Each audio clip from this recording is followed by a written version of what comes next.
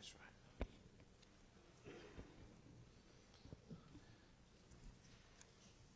Okay, let's go ahead and call the meeting to order tonight, please. This is the Canton City Council meeting, February 1st, 2018. If you would, please stand and join me in the Pledge of Allegiance and remain standing for the invocation.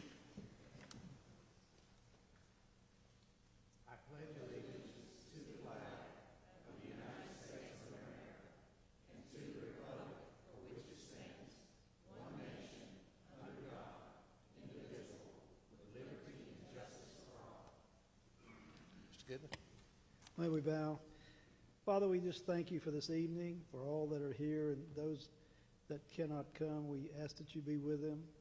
We ask that we carry out the city's business here in a mannerly way and just do your will. We also ask that you watch over all those people that have the flu and are sick. We know there's quite a few in our area. All these things we pray in your name. Amen. Amen. Okay. We will have some public service announcements now. Ms. McGrew, you have some? Dumpster Day this Saturday, February 3, from 8 a.m. until 12 p.m. here at City Hall.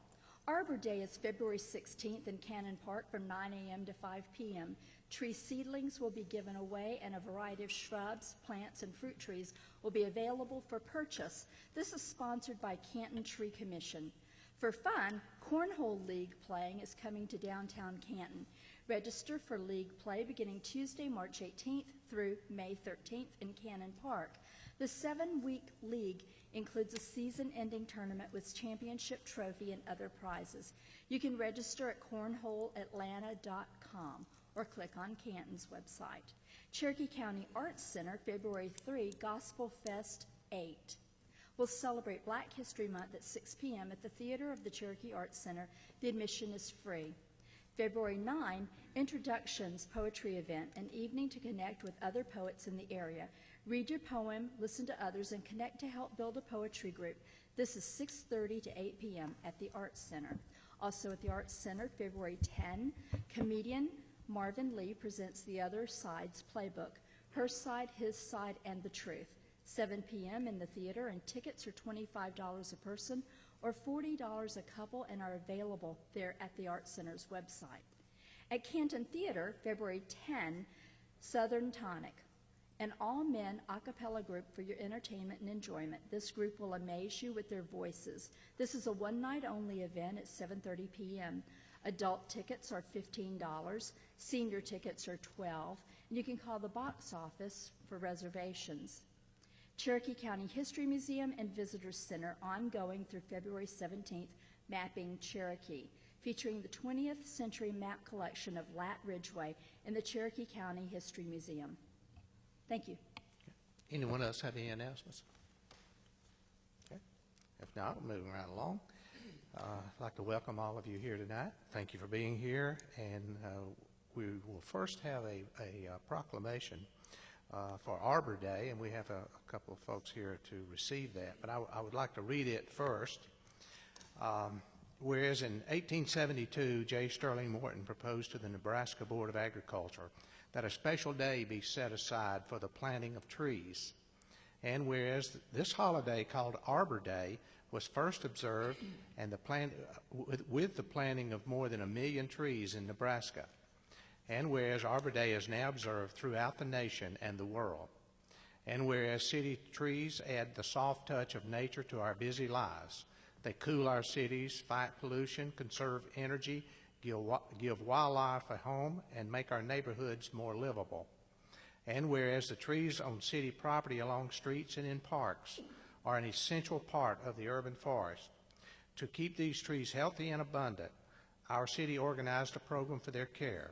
We have an annual action plan to plant and prune the city's trees and to maintain their health.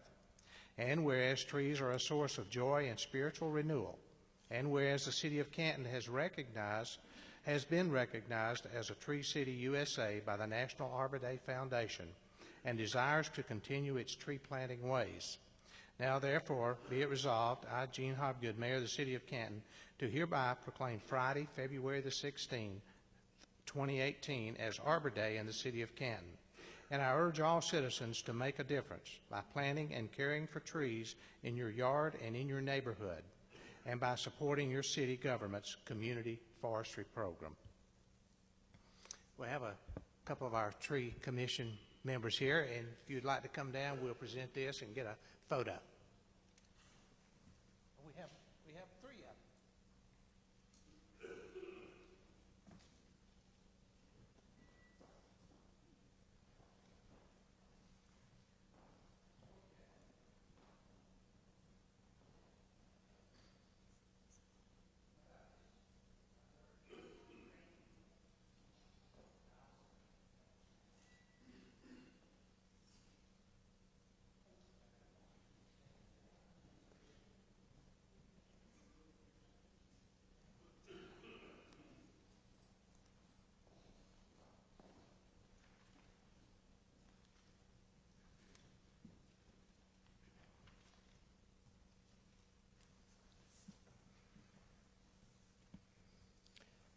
Okay, we have the next item is recognizing and presenting a proclamation for Optimist Day. We will present that a little later in the program. The Optimist group will be here at a little bit later, and we'll just kind of work it in. Next item is employee recognitions. Chief Mitchell.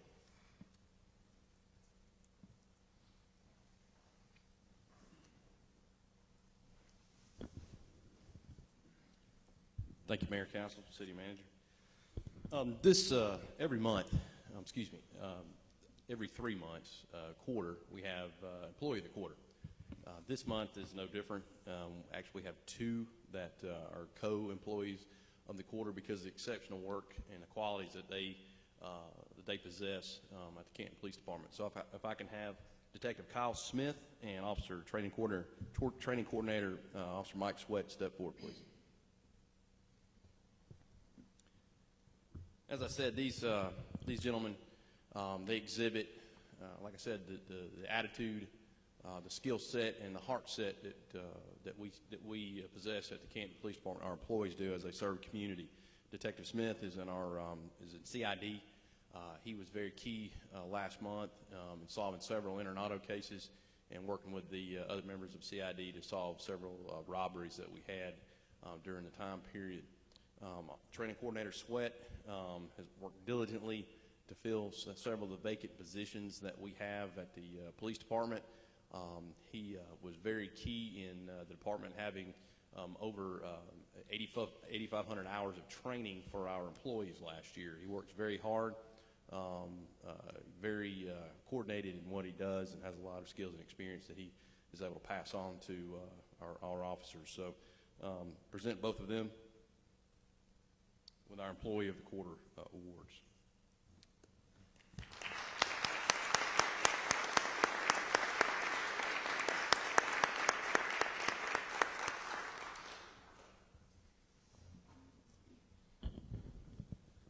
I know it's usually this time where I talk about our crime statistics from January. You had put on the podium there, and I'll make this quick. I know it's a busy night tonight. Just for the month of January, our officers answered, as you can see, over 1,600 calls for service, just under 100 arrests. You see the cases that our Criminal Investigation Division were assigned, the citations and our written warnings and our traffic contacts that we had during the month. Our areas of concern are criminal activity, the data that we pull each month. This is for our statistics and where we put our directive patrols and our vehicles, our cars for traffic enforcement. Shopliftings, you can see burglary, that we had 5 cases of burglary in the areas, and the strategies as far as increasing our visibility, our foot patrols, our traffic enforcement, and our other things that we do to combat this activity. Our accidents, we had 65 accidents in the city. That was down from the month before, and I believe a lot of it has to do with we have our selective traffic enforcement operations in these areas where a lot of these accidents are from the distracted driving, texting and driving. So we're actually this year, instead of doing one selective traffic enforcement operation, I've approved 2 each month to target the areas where we have our highest crashes, and to really just try to knock down the problem of texting and driving that we see every day. Other than that, we have our community events that we always have. We have some upcoming events, the Read with a Cop, our civilian response to active shooter events that we have coming up on the 17th of February. We have another job fair coming up in February as well. And, of course, our Coffee with a Cop program that we had last year and that we're going to have again coming up that we haven't planned for this year. A couple of high-profile cases this past month. We had a burglary at the Publix Prominence Point Parkway. We have identified a suspect, and warrants are taken on him at this time, and looking for another individual. But I credit the hard work of our detective division, our detectives for that. We have another agency currently looking for this gentleman. And then we had a felony shoplifting incident where we've also cleared that case by an arrest. And then our investigation into last year's incident on Crystal Street. The DA's office has it, and we're continually updating and working on that case. So, anyone have any questions? Yeah. Mr. Peppers, you had something? I just wanted to make mention of something while Chief is up here. The department was recognized along with Hasty Elementary School for our Bus Stop with a Cop program that they have. And this weekend, they'll be doing a presentation to educators from around the state of Georgia about that program representing the city. Also, Chief Mitchell and Pacer Cordray will be presenting next week at an English speakers, ESOL, or Speakers of English as a Second Language workshop at Kennesaw State representing the city as it relates to education. And then finally, our community policing initiatives are highlighted on the front page of GIPSTIC, or the Public Safety Training Center here in Georgia. So I just wanted to highlight that great work the department's done, so you know that. Thank you. Thank you. Thank you. Mr. Peppers, and the email that I saw that rated the various cities by crimes per 1,000, I believe it was, and we were only like 15, way up in the list, like 15th out of 79 or 80 cities of similar size. So we're really in the top 15, the safest cities in Georgia, or cities our size. So I think they do a tremendous job, and we really appreciate our police department. I can assure you that. Thank you. All right. Next item, the consideration of the to approve the agenda.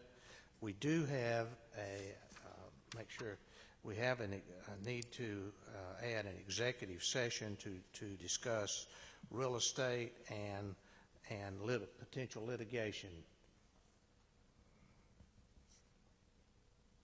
Or maybe it's litigation. Which one is it, Bobby? Pending litigation. Okay. Real estate and pending litigation. All right. Are there any other changes to be made to the agenda? If not, I'll entertain a motion to approve the agenda as with the amendment there. We have a motion by Mr. Goodwin. Ms. Wilson seconded that motion. All in favor signify by saying aye. Aye. Opposed, no. All members voting for the motion. I will say that Mr. Estes is not here because of the death in his family. His grandfather passed away out of state, so that's the reason he's not here tonight. And our thoughts are with him and his family at this time. Okay. Agenda is approved. You have in your agenda package the minutes from our January the 18th, 2018 meeting. Are there any corrections or changes to be made to those? Motion to approve. Second. We have a motion by Mr. Grant to approve and Mr. Yawn to second the motion. Any other discussion? If not, those in favor signify by saying aye. Aye. Opposed, no. All members voting for the motion. Financial statements are in your agenda package for informational purposes only, do not require any approval at this time. Are there any questions about those? These are financials for the month of December, through December. Okay. On our 10-minute public input period, we really don't have anyone. Mr. Allison, you had signed up for that, but you're on the agenda, so when we get to that, you'll have that opportunity. Okay. Thank you.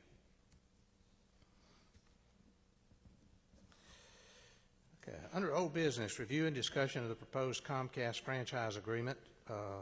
Mr. Ingram.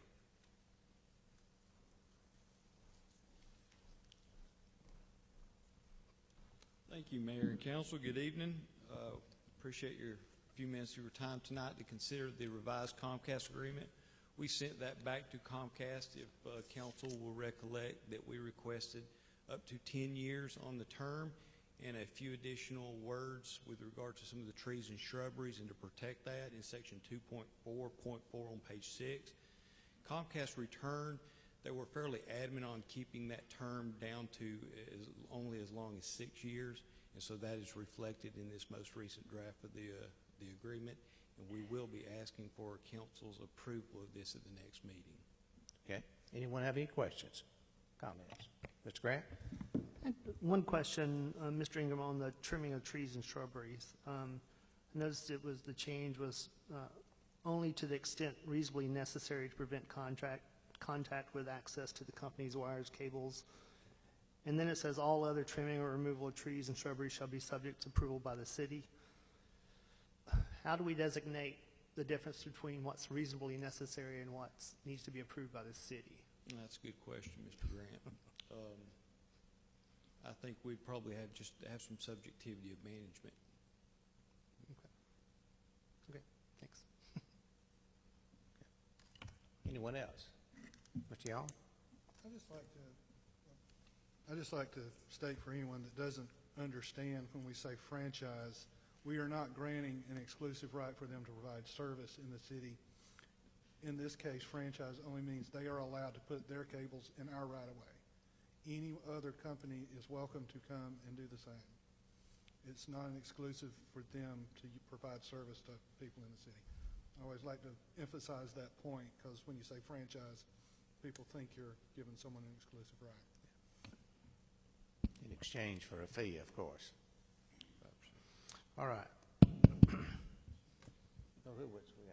Oh, you're over there. Okay. When you told Mr. Grant that the shrubbery trimming would be up to staff, would that come under Mr. Hooper's?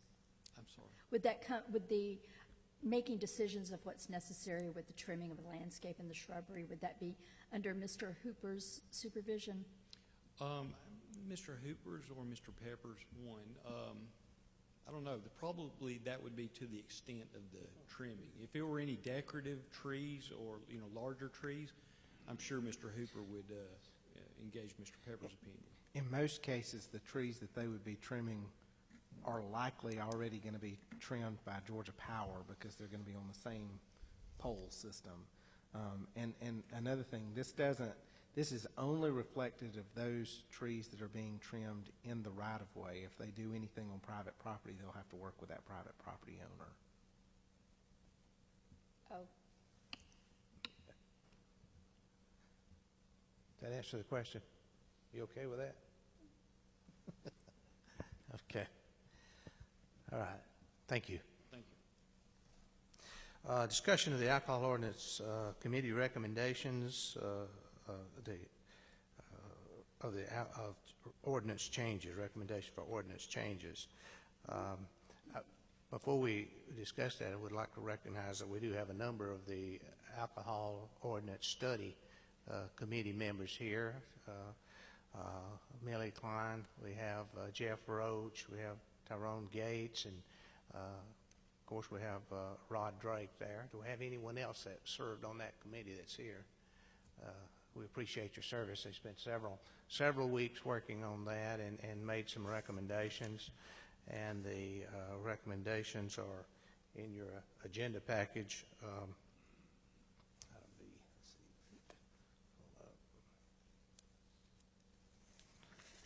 And I will just read those for the benefit of the public and the council.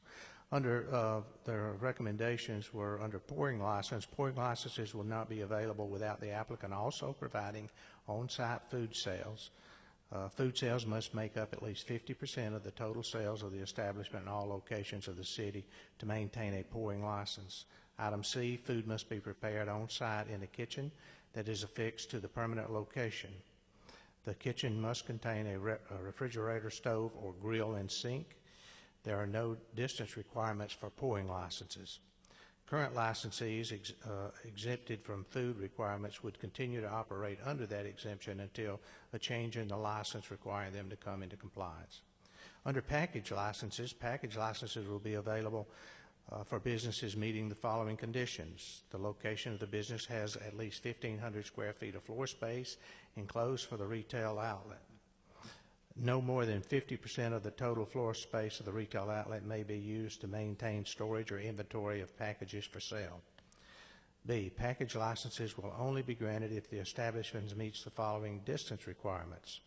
1, no less than 100 yards from church facilities. 2, no less than 200 yards from schools or educational facilities. And number 3, no less than 100 yards from public libraries. The revocation process needs to be a clear revocation process in the ordinance they recommend. The city manager should have the ability to suspend a license and direct the suspension to the mayor and council for a hearing. And C, lastly, city staff should ensure that licensees are meeting the requirements to hold a license, and all lapses should be directed to the city manager. So those are the recommendations that was presented to us and to the council in December.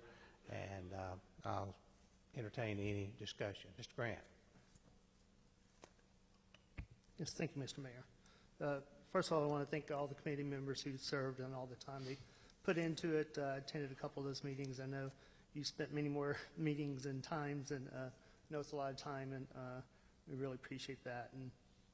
And I know the council spent a lot of time talking about this too and considering, and I really know that I don't think there's anyone on this council that really wants bars in Canton, especially in downtown. And even though I've talked to many constituents that might disagree with that, but I mean, as a bar, I think all of us that may conjure up something different. For me, it's it's an establishment that serves liquor, distilled spirits, and drinks without a food requirement. But I think, the last vote this council took was voted unanimously to update our alcohol ordinance to allow limited pouring on the premises of craft beer and wine establishments to no more than, I think it's 25% of their total sales. And when we voted to override the veto, it's contingent on the comprehensive review of the alcohol ordinance, which the committee did a great job on. And I believe we stated to identify inconsistencies in the ordinance, to update kind of outdated portions that may not be in line with the recent state changes, and to create a more fair playing field among our restaurants and owners citywide, such as the 50% ratios for all restaurants, throughout the city, which I totally agree with and support. And I haven't spoken to any downtown restaurant owners that have a problem with, their increase in 10% in food. And I have spoken to several just to ask them about that. So I do have some concern possibly about overturning, the council decisions to update an ordinance to allow the limited pouring for craft beer and wine shops. I think our decision was after, careful consideration and a lot of input from our constituents. And I think one of our goals was to indicate to prospective new business models that, Canton was open-minded when it came to those, different forms of economic development. And I think we heard from a lot of constituents. And I think, we also kind of acknowledged with that change that there was kind of a new type of business that was somewhere between kind of pure retail package stores and convenience stores and restaurants. And I know that the state and cities throughout the state's been updating their ordinances to kind of accommodate growler shops and boutique wine markets and, limited pouring and tasting, several others. I think even Ball Ground recently updated the ordinance to allow limited pouring at a retail, home store that has a wine tasting bar in the back.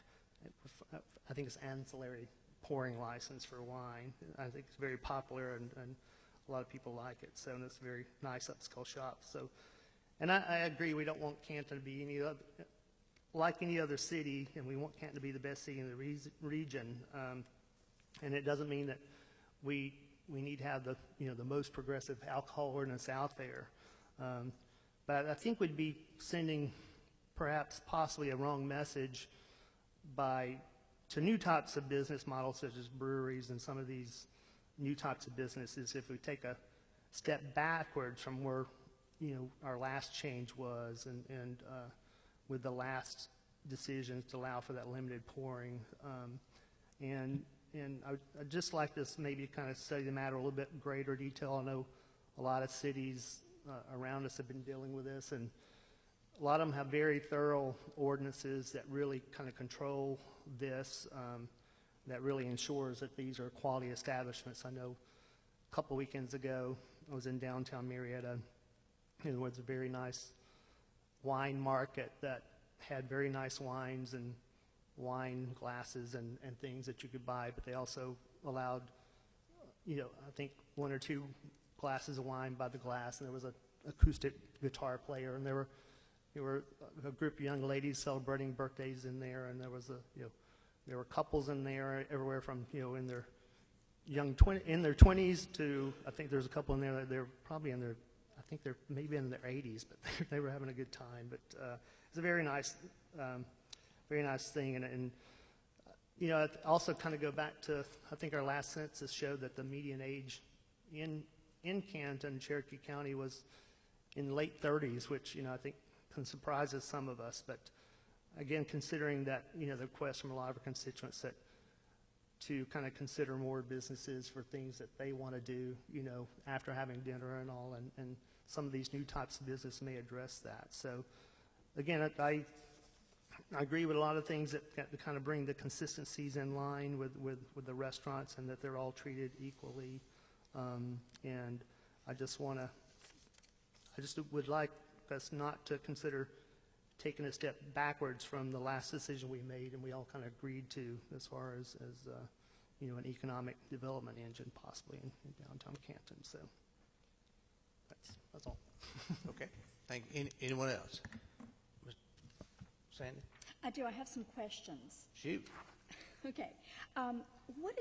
These are some excellent talking points and some great decisions, and I know a lot of time went into it. So thank you all for doing this. I appreciate it very, very much. So I have questions.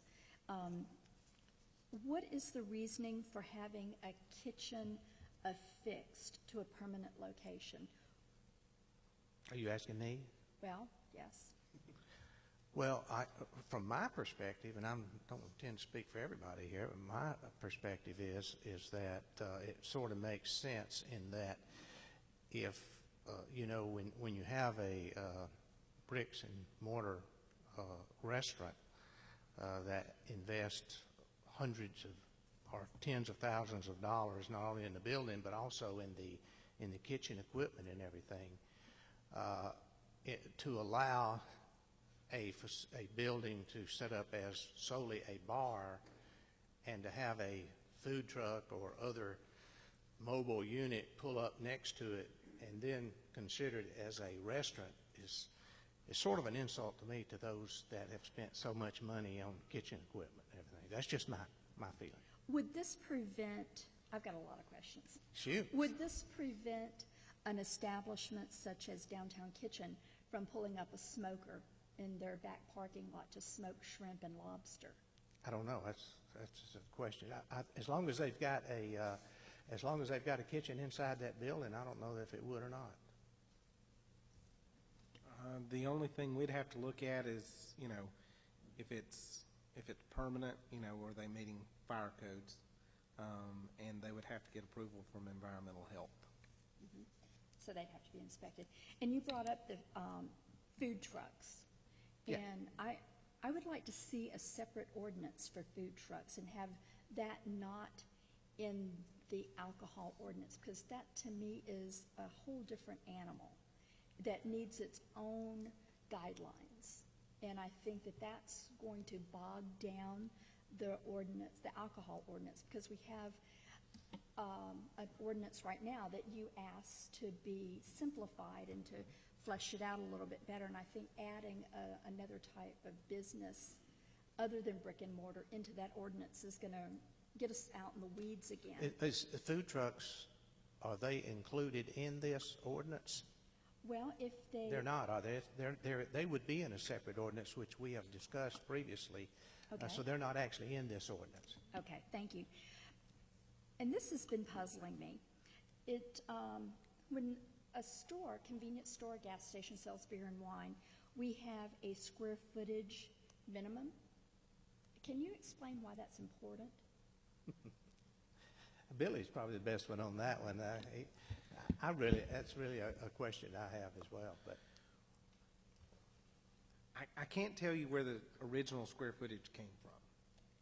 I don't know that there were any notes in the original ordinance on why it was in there. But what the committee did is they said, at some point somebody had a reasoning for that square footage.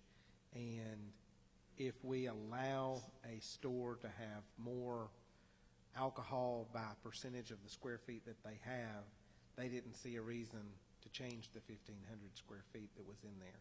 You'll recall we did have a situation last year where a convenience store was constructed.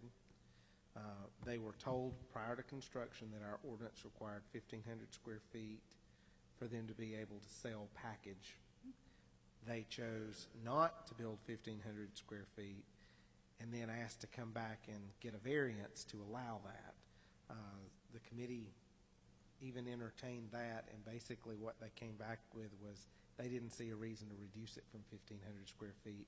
It would not affect anybody that's currently operating in the city that has an alcohol license for package sales. Is that business selling alcohol at this time? They are not. They are not, okay. My next question is concerning the distances. I understand church and school and educational, but what is the reasoning for distance from a library? I believe is that not state law? Did we not conform pretty much, or the committee with the state law on these distance requirements? Library is not a state law. That was already in the ordinance, though. It was already in our The committee ordinance. is not recommending that. They were just recommending keeping it. Oh, okay. But the distance from library was only Canton ordinance. Yes. And I would just mention there was some discussion about that. Frankly, given the position of where the library is adjacent to the school that's across the street from it, I don't know that it would make a big difference if it were moved or not. So if we had a freestanding library somewhere else, that wouldn't apply. I mean, we wouldn't need to have it. It's not a law. Well, if a library came in after the fact and somebody already had permission to sell package, it would not impact them. If a library came in and somebody wanted to come in after the library was placed, it would impact them. I think the question you're asking is, that is a choice the city can make, whether to have a distance from library or not. But I totally understand school and church. Library didn't make sense to me. Next question. The revocation of a license to the discretion of a city manager. At this point in time, we have a very reasonable city manager, and that may not always be the case. It would be my recommendation that we have city manager and one other person, maybe the mayor or a council or a police officer or a city attorney, to be involved in that decision, because like I said, right now we have an extremely reasonable city manager, but that may not always be the case. So we have to think of position and not person. If I could, It's reasonable. if I could make a note on that, I think if you want a secondary person, you would need it to be someone other than a position that's managed by the city manager, because at that point, there's really not a reason to have that person. That's why I recommended mayor or attorney. Well, I'm not sure it should be a council person too, because they're going to be involved in making the final decision after that fact. Okay. And I'm not sure they ought to be voting twice on that, or. Just things to ponder. Yeah, I think we could definitely, it could be the city attorney or someone else. Yeah. What we were trying to get at with the ordinance is there's not currently a process in there to suspend a license. And so you could have a vendor, you could have a licensee that hasn't paid their alcohol taxes to the city. And the only process we would have at that point would be to bring the case directly to the mayor and council and have you vote to suspend the license. Or you could have a situation where something occurred at that facility and, the city manager feels like there's an issue and needs to suspend it at least until there could be a hearing with the mayor and council to discuss it. So you're not revoking the license, you're just putting it on hold for non-compliance until the mayor and council can hear a case. Okay, that makes sense. Thank you. Another thing I would like to talk about, and just put it out there for thinking, and I know we'll be discussing this again and again. Crime is growing in all parts of the country, and I see on package stores, convenience store windows, they're covered by signs, and you cannot see into the store. You walk up to the door, and it's blocked by ads. And I think of a young man or mother or elderly person going to the door to pay for their gas or to get a candy bar and opening the door and then being part of a robbery. If you would consider making it putting it part of the ordinance that an establishment that sells alcohol, a convenience store type environment, not have any advertisements or anything covering their doors or windows. And this is for their safety's sake and for the safety of the police who might be called to a robbery attempt or to someone walking up to the door to make a purchase. Why would you restrict that to those that sold alcohol only? Why not everybody, every retail establishment? That's a good point. I think it's very reasonable for what you're asking there. I think Very it's much. part of safety we need to look at. Okay. Thank you for That's indulging my all? questions for now. Thank you. Anyone else? Ms. Wilson? I just wanted to make a statement that, as we all have said, we do appreciate the efforts of the Alcohol Committee because I know they went over everything very carefully. And I remember when we charged them with doing this, we didn't charge, and I recognize what Mr. Grant was talking about. There are a lot of things that will probably come up as we explore economic development of the city. But we really didn't ask the committee to go into all that. I think they were to look at the current ordinance and to bring it up to date and to make everything fair throughout the city. And I believe I remember that we talked about as breweries or those sort of things that we don't yet have asked to come into the city, that would be held on a case-by-case basis. Yeah. So I just wanted to mention that. Thank you. Anyone else? Okay. Thank you. Okay. Next item, discussion of possible policy concerning the funding request for nonprofit organizations. This is an issue that, as you know, we've had some requests of certain nonprofits for some funding assistance, and some of which, we have been funding in the past, actually, to a certain degree. But we felt like, and the council discussed this briefly at the retreat, we felt like we needed a real firm policy. I mean, from my perspective, and my opinion has been that it's really difficult for us to pick and choose which, quote, charities we may be contributing somebody else's money to. And so we need to be very, very cautious about that, and we need a firm policy as to what they're providing the community and the city in exchange for whatever funding we may give. Like the Arts Center, and they do things, Cherokee County Historical Society, but there's been requests from other nonprofits that have made it brought it to light, made it a little more difficult. We understand that we've been using, I believe, hotel motel tax money, whose sole purpose really is for tourism, to do things to attract people to your community, to help businesses and so forth, and have more tourism. And so I believe the general thought, and I will open this up for discussion, but I think the general thought was that we would consider groups, nonprofits eligible for some funding. Doesn't mean they're going to get it, but it means they're eligible to apply, whose functions would qualify for hotel motel tax money, which is basically, something to do with tourism in the city. Is that pretty much what we talked about? Does anyone else have any comments you'd like to make on that? Is that pretty clear? Okay. So those entities that might want to have some funding, like we're already doing, like I mentioned, Historical Society, and even the Chamber to some degree can help to bring tourists to our community, would be eligible then to make application. Then the council could decide at that time whether or not to fund that. Okay, next item. Discussion of the proposed Etowah Gold bike route and the installation of sharrows. Mr. Buckner, welcome. Mr. Mayor, Council, good to see you all again. So I had to try to think of how to describe this because I know you guys want some insight on the whole thing. And probably the easiest way to say it, I remember in school that we did an exercise about what you are first and what you are second and all this stuff in life. So I thought about it in those terms. And I suppose newly, first, I'm a dad.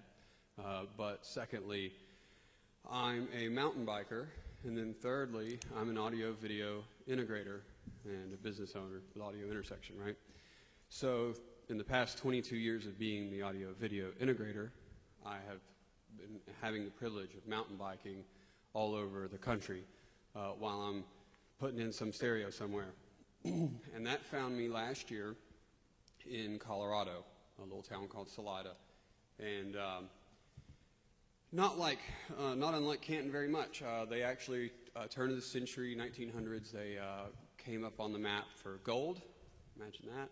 And then there's about 90,000 people, I believe, in their town.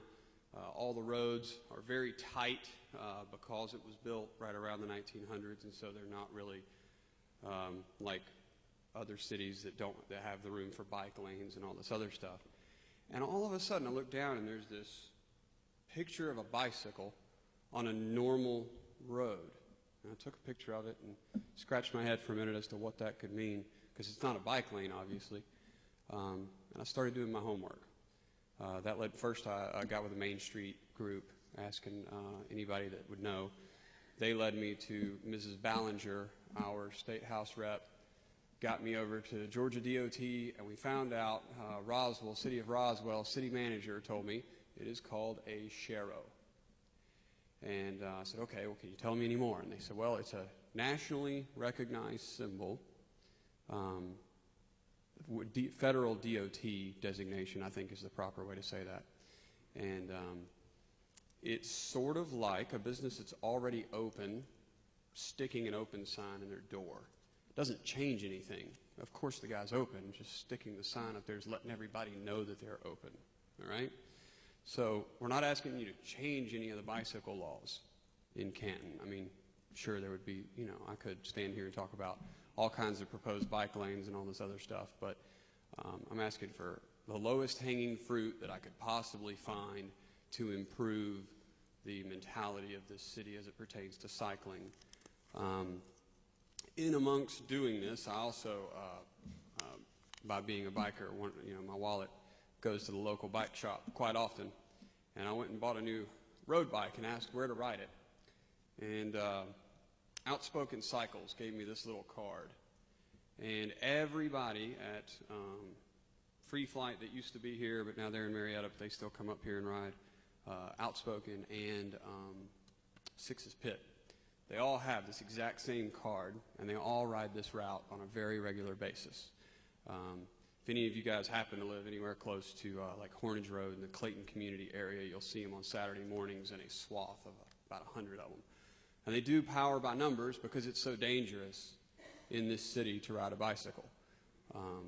With me riding my road bike as little as possible, I like to be on the mountains, but when I do ride on the roads, cars are much more dangerous than trees.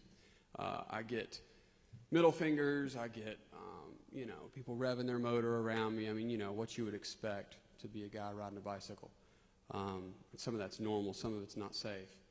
And what I'm asking you guys to do is approve those sharrows. Again, all we're talking about, and by the way, prefaced here, we went to tourism with it. Tourism's willing to pay for it. I was also referred to Chief Mitchell, so we spoke at length, got in the car with Officer Cordry. We rode the entire route, and obviously ask me if there's, I won't bore you with the details if I think you guys have a printout of the turns that it makes. But Officer Cordry said absolutely, the more the merrier. We don't want people getting hit on their bicycles. And the laws basically are that a bicycle is a vehicle. A couple other laws about, driving around and trying to stay 4 feet away. But I think what happens is people just don't realize that.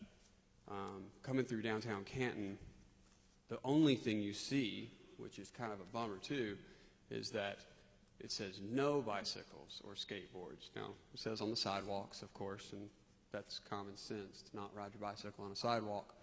But the only message being sent to people that want a ecotourism day and go through and hang out in Canton, basically being told no. So I think it sends a good message. It's good for our business. As a downtown business owner, we're always trying to think of little low-hanging fruits of getting more people in downtown. This whole thing started over a year ago that I've been asking these questions and trying to get this ball rolling. So the Snug was still in business, and they were talking about the desire, and in general, we all do want more traffic on Saturdays. By being a county seat, we know that the Monday through Friday crowd's pretty easy to bring in because of the courts. But Saturdays at 1 o'clock, it's a ghost town. And so the idea here being that in this route, it included coming straight down Marietta Street, right by here, where it dead ends into Main Street, and then loops through and around Main Street, which is a slight modification to what they currently were doing. So we got them to change that already. But then they go around the loop and then down the hill and continue on to Clayton Community. I also spoke to Jerry Cooper, and he's cool with it, but wanted me to get through this hurdle first. No offense, I think you guys are a little bit more of a hurdle, so don't take that the wrong way. But anyways, with your permission, we'd love to paint these things every quarter mile on the route that's designated in the paperwork that you see. I'm not sure we're a bigger hurdle, but there's a lot of difference between Salacor Road and Riverside Sure. Parkway. Absolutely, yeah, absolutely. Do we have a map? Did we have a Do we map? not?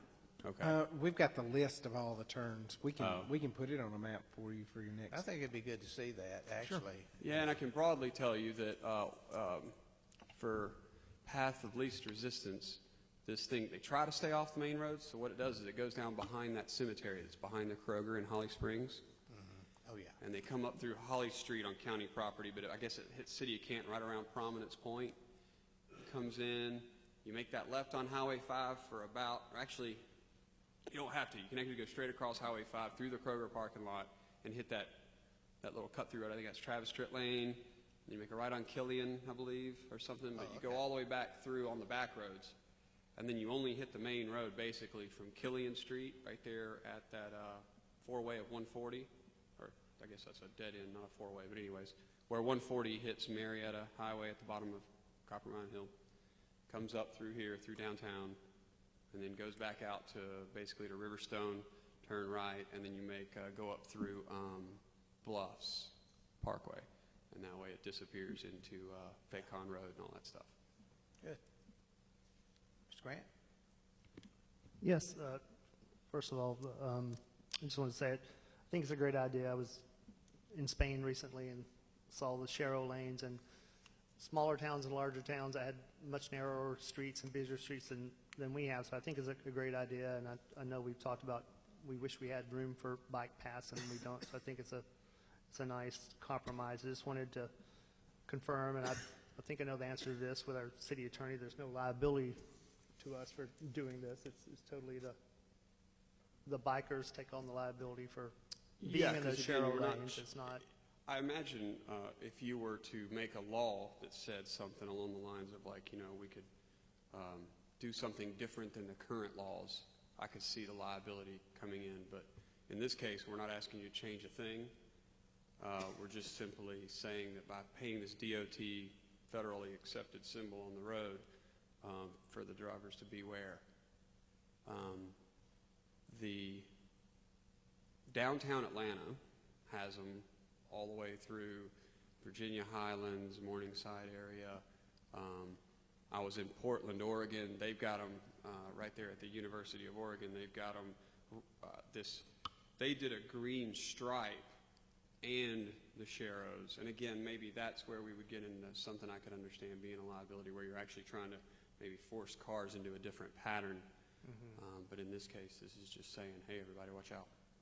Yeah, I mean, I could just see it be an added dimension to our tourism and, our ecotourism that we're promoting with our parks and recreation and river and kayaking. And so I think it could be, an added dimension to what we're trying to build already. So. What we can do is we'll take the route, we'll put it on a map for you for the next meeting, and then also that'll give me some time to sit down with Mr. Hooper and make sure that none of the roadways we're going to put it on are in our paving cycle this year, because we don't want to paint it and then have to turn around and paint it again. So, sure. So we'll look into that as well and bring that back to you at the next meeting. Okay. All right. Great. Thanks, guys. Thank you, Mike. I have a question. Oh, I'm sorry. Go ahead. It probably isn't pertinent. Y'all probably already know the answer. But I'm assuming that because you said DOT allows the signs on their roads, that we would only be looking at city streets. Is that right? Yeah, that's all we could do. Because we could not approve any of the roads that, I'm looking at all these roads here. So the only ones that would be applicable to us would be the ones that are city streets. Correct. The ones that are state routes, you already have permission for that. Is that No. right? And so that was actually Officer Cordry and I were talking about that. I wish that I could take you every single depth of these rules and who gets permission to spray what where, but I know that Jerry Cooper, county manager, was very in tune to doing all the county roads. If you guys do all the city roads, I think I could, well, with your help, maybe get back in touch with my original conversation with Representative Ballinger, and maybe she could help me get back in touch with the Georgia DOT and get that last little bit if we needed some permissions. I'd be happy to be that conduit. I've got more time in it than I thought I ever would in the beginning of this whole thing into it, so I'm glad to help. Well, I commend you. I think it's good. I just want to be sure that I was clear what we were going to be looking at. Sure. No, that's a great question. I wish I knew a better answer. Okay. Anyone else? I think it's a McGrew. great idea, and I look forward to seeing more people riding their bikes through Canton and taking advantage of our city. Good. Thank you. Anyone else? Thank you, Mike. Okay, we're going to go back a little bit, regress on our agenda. And Mr. Feld, we have most of the people that are going to be here for this proclamation.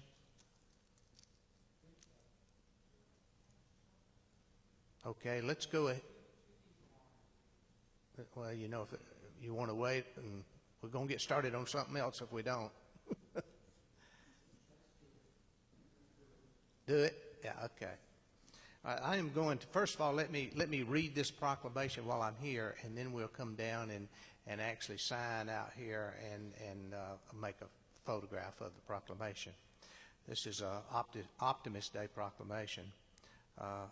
Whereas volunteers working with young people who are our joy of today and our hope for tomorrow are exuberant representatives of the potential to be reached and dreams to come true. They are also unbounded in their enthusiasm to use their own talent, skills, and hard work to make a difference in others' lives. And whereas members of the Optimist International will celebrate Optimist Day throughout the world the first Thursday of every February to promote their efforts in helping and recognizing the young people that make a difference in their communities and who will encourage a greater exchange of ideas between young people and adults. And whereas there are 2,400 Optimist clubs with more than 70,000 members in Optimist International and Optimist members throughout the world that carry out more than 6,500 service projects that serve 6 million young people each year. Now therefore, be it resolved, I, Gene Hobgood, Mayor of the City of Canton, issue this proclamation declaring the first Thursday of each February as Optimist Day in the City of Canton. May this day instill pride in our city's optimists for all of their accomplishments and for the impact they have to truly make a difference in others' lives. Okay. If you want to come on down now, we'll do that.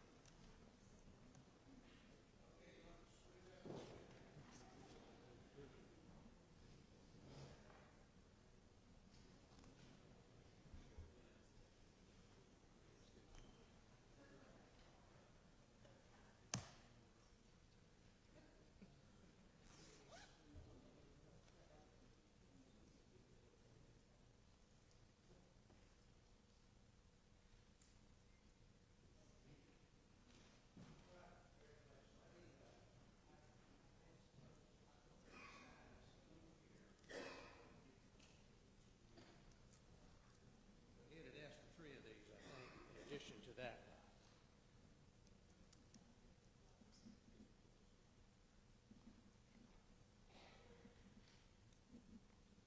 Okay.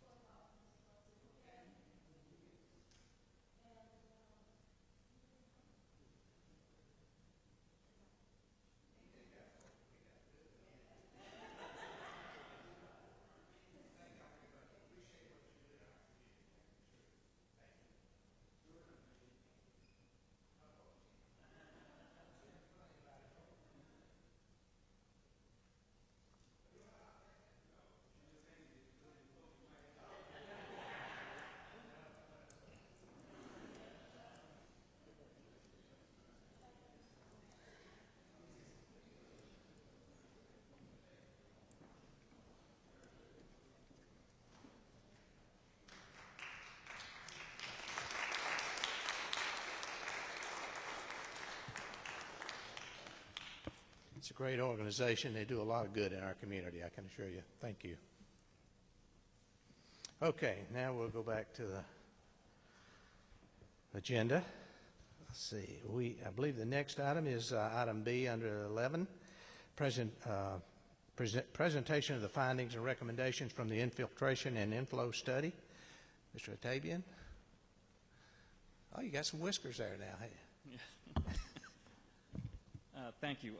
As you know, Brown and Caldwell has been working on this I&I reduction program now for the last couple of years, doing manhole inspection, smoke testing, videoing of sewer lines and everything. And they've completed all their studies, investigations, and Craig Ferguson with Brown Caldwell is here to kind of give you a synopsis of their findings and recommendations and where we go moving forward. So. Welcome. Good evening, Mayor, Council, City Manager. I'm Craig Ferguson with Brown & Caldwell. I'm a Vice President, and I'm managing our efforts to work with the city on the inflow, infiltration, reduction program. And as Dave said, we've been going through some investigation for the last couple of years, and now we're into some recommendations on where to go from here. How do we click? Do I click? Oh, okay. Cool. The last time I was here was in September of 2017. We talked about the Phase 1 and Phase 2 program, which involved Phase 1 had 2 subdivisions in the city, Colwell and Harmon Groves, that we looked at and did investigations, and Phase 2 was downtown. And so we've completed those investigations, and our recommendations at that point were, now it's time to do some repairs on what we have found. So the current project that we're working with you is to take a look at, we found defects, what specifically should be done with these defects, how should they be repaired, and that takes construction. So what we've done so far is we've developed a very detailed program. We've submitted that to Dave. We've got 41 work packages recommended that have different areas and different types of techniques for the repairs.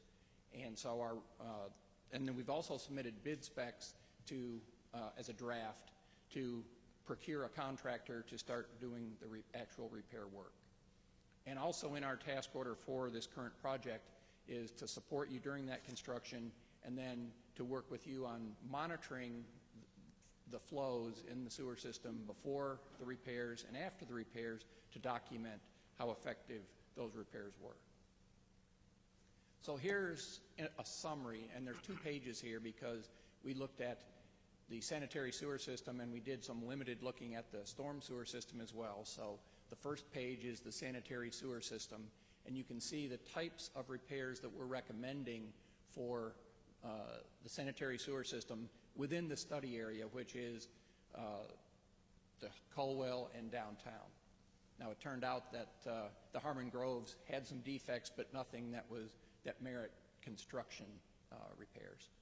So this is a fair amount of work, as you can see, $5.2 million, and it's a combination of sewer repairs and manhole repairs, and some further investigation of some areas that were not completed or available to the last contractor that was out doing the CCTV work.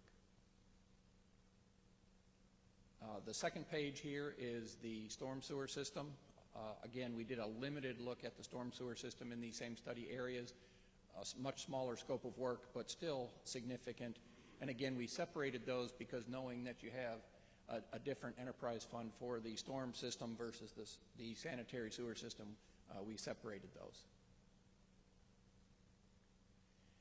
And then we were asked to focus, for the presentation here this evening, we were asked to focus on the downtown, or what we ended up calling the core downtown, as you'll see in a couple slides here, which is probably where you're going to have the most impact to your businesses. Some of this work in the subdivisions would certainly impact some residential areas, and then in the broader downtown you've got an industrial area and other places where a lot of work needs to be done. But we focused this discussion on what we call the core downtown, and we'll put up a map here in a minute where you can see what that means. But when we talk about repairs, we're really talking about 2 different methods of repairing the sewer system. And one is what we call trenchless repairs, where we can slip line some pipelines, line some manholes, do some things where we don't have to dig giant holes for the repairs. And then open cut construction is what you're probably most familiar with, is actually digging trenches to replace pipelines or repair pipelines. And we've got a couple of photographs just to show, I'm not sure how well you can see these, but this is the trenchless. You can see on the left is open cut, more digging a trench type construction. On the right hand side is the trenchless, where it's very common to do slip lining is one of the most common trenchless technologies that's used these days. And this is for the main lines.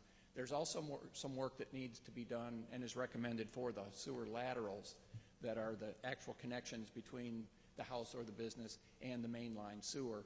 And as we talked in one of the previous meetings, if we don't address both of those, we could go and repair the main line and reduce a lot of inflow and infiltration potentially, but then if the laterals still leak, then you've just sort of shifted where that water comes from. You haven't solved the problem. So to really effectively address a sewer system repair and rehab for reducing inflow and infiltration, you need to look at the main lines, but also the service laterals. And again, there's ways to open cut repair the laterals as well as trenchless. And most commonly, where we do slip lining of the main line, we can also, from that main line, slip line either a small portion or quite a large portion of the lateral. So a lot of that can be done in a trenchless, actually from the main line itself. Here is the map that sort of breaks down the areas that we looked at. And again, we're focusing here on the core downtown, but you can see the order of magnitude for the cost estimate of where this work would be done.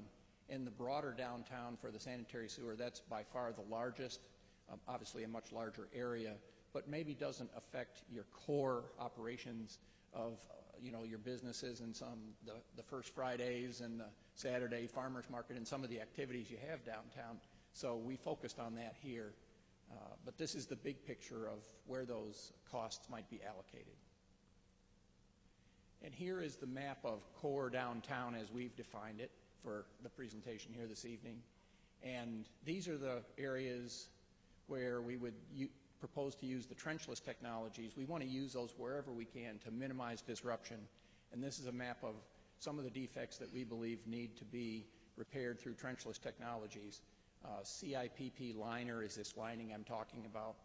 And then there's also some areas in the core downtown that need further investigation to really see what, there was manholes that are buried. We couldn't get access through the previous contract. So this project would be to further investigate those areas so that we can really know about those. And then if there's some repairs that are needed from the further investigation, that would be addressed as well. So again, these are the specific locations where we're recommending trenchless technologies. There would be some disruption, as we saw in a previous slide, but not near as much as an open cut.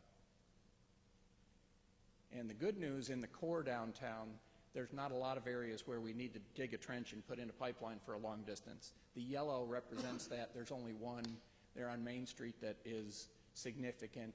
There are some point repairs.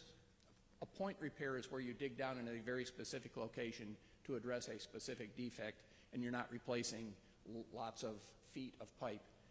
But those are open cut construction excavations, but they're in very focused areas.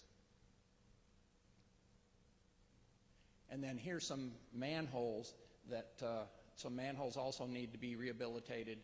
Those can be, the rehab is mostly lining, again, a trenchless technology. The manhole locates, depending on how far down you have to go to find them, could be pretty simple, or it could be an excavation to actually dig down.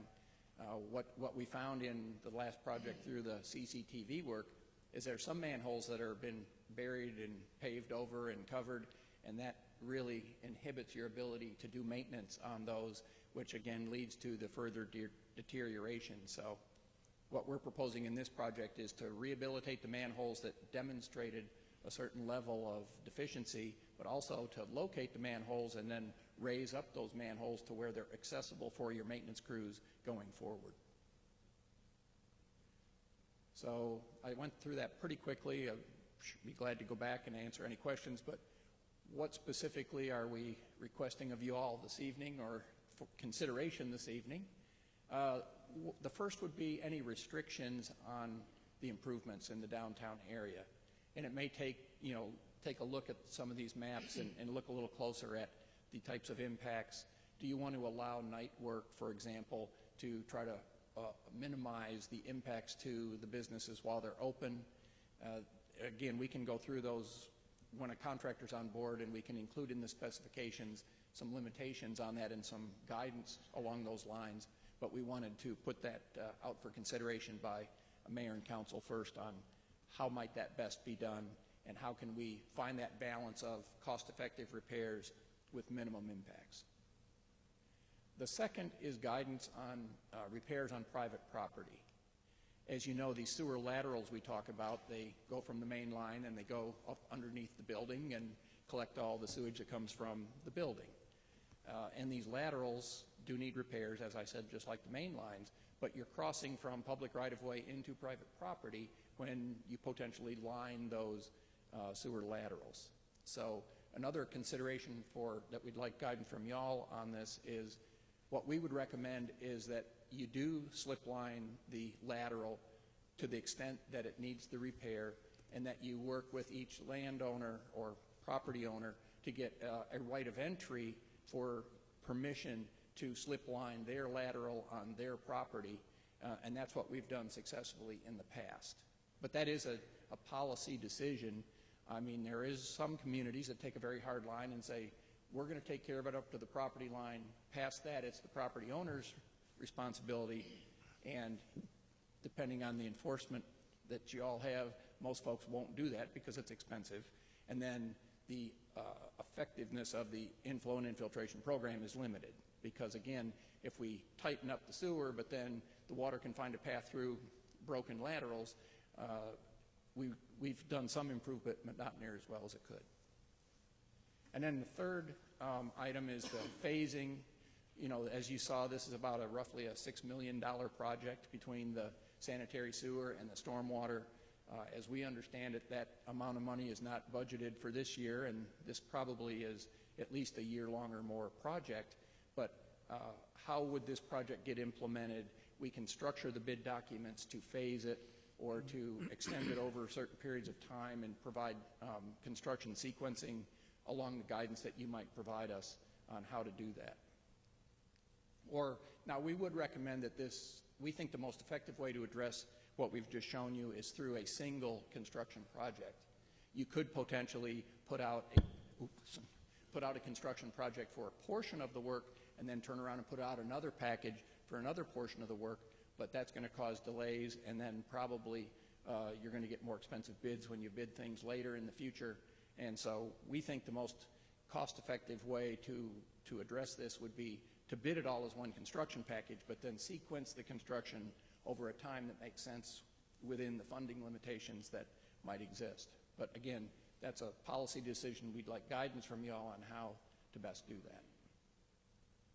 So I think that's the end. Questions? Comments? I have a question. I realize this is a massive project, and I'm sure every single part of it is really needed. But $6 million is a lot of money to look at. So when you were asking us for guidance about how to phase it, have you looked at what is the most critical, what needs to be done first, and give us some idea of what would be the most critical, where places where lines would break first? Is that a possibility with the study that you've done? Yes. Let me explain just a little more how what we showed you were the defects that we thought were worthy of construction repair. And when we did the study part of this project, we looked at each pipe and manhole that we looked at. We score them in accordance with our industry standards as a 1, 2, 3, 4, 5. 5 is the worst and needs repairs quickly. 1 is the best, and there's no 1s or 2s in this project. These are a combination of 3s, 4s, and 5s. So could we separate out all the 5s first? Yes. And could we sequence them that way? Yes. And that's part of the consideration, but there's also, I understand that y'all are looking at quite a bit of activity in your industrial area, and there might be we'd want to overlay that with a couple things. You know, the master plan, for example, you just finished a water sewer master plan. So the sizing of these pipes, we don't want to go back and slip line a pipe if it's too small, for example. And then there's where is the economic activity coming? What is the timing and critical nature of getting these repairs in advance of that?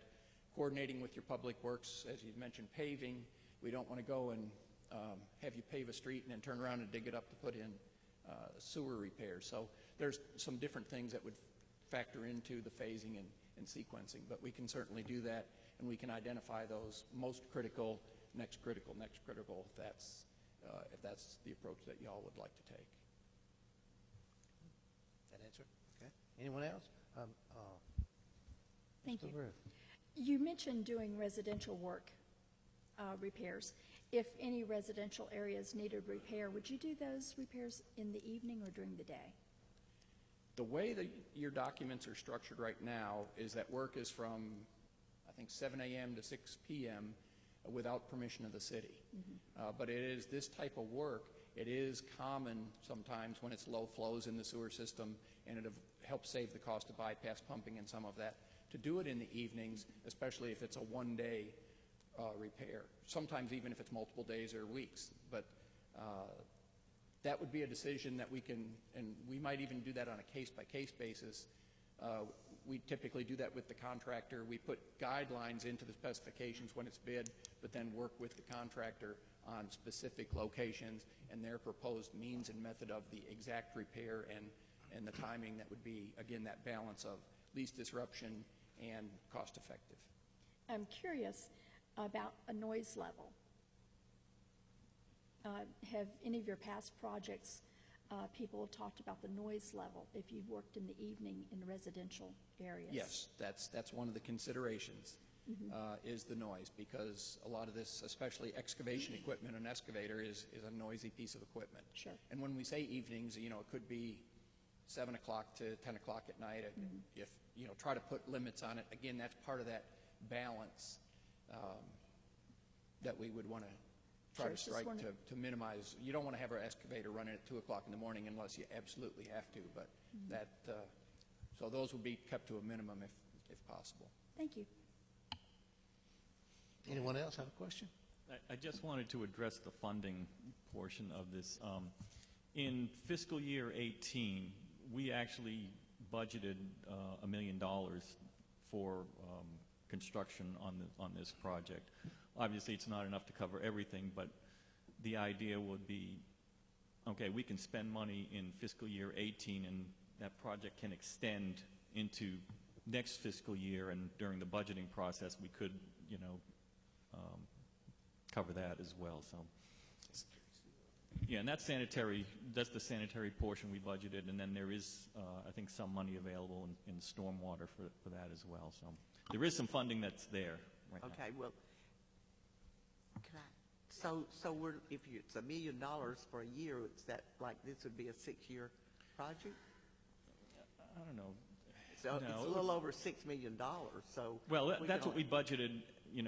Not knowing when we did the budget last year for fiscal year 18, we put a placeholder in there that would allow us. But basically, you're looking at now.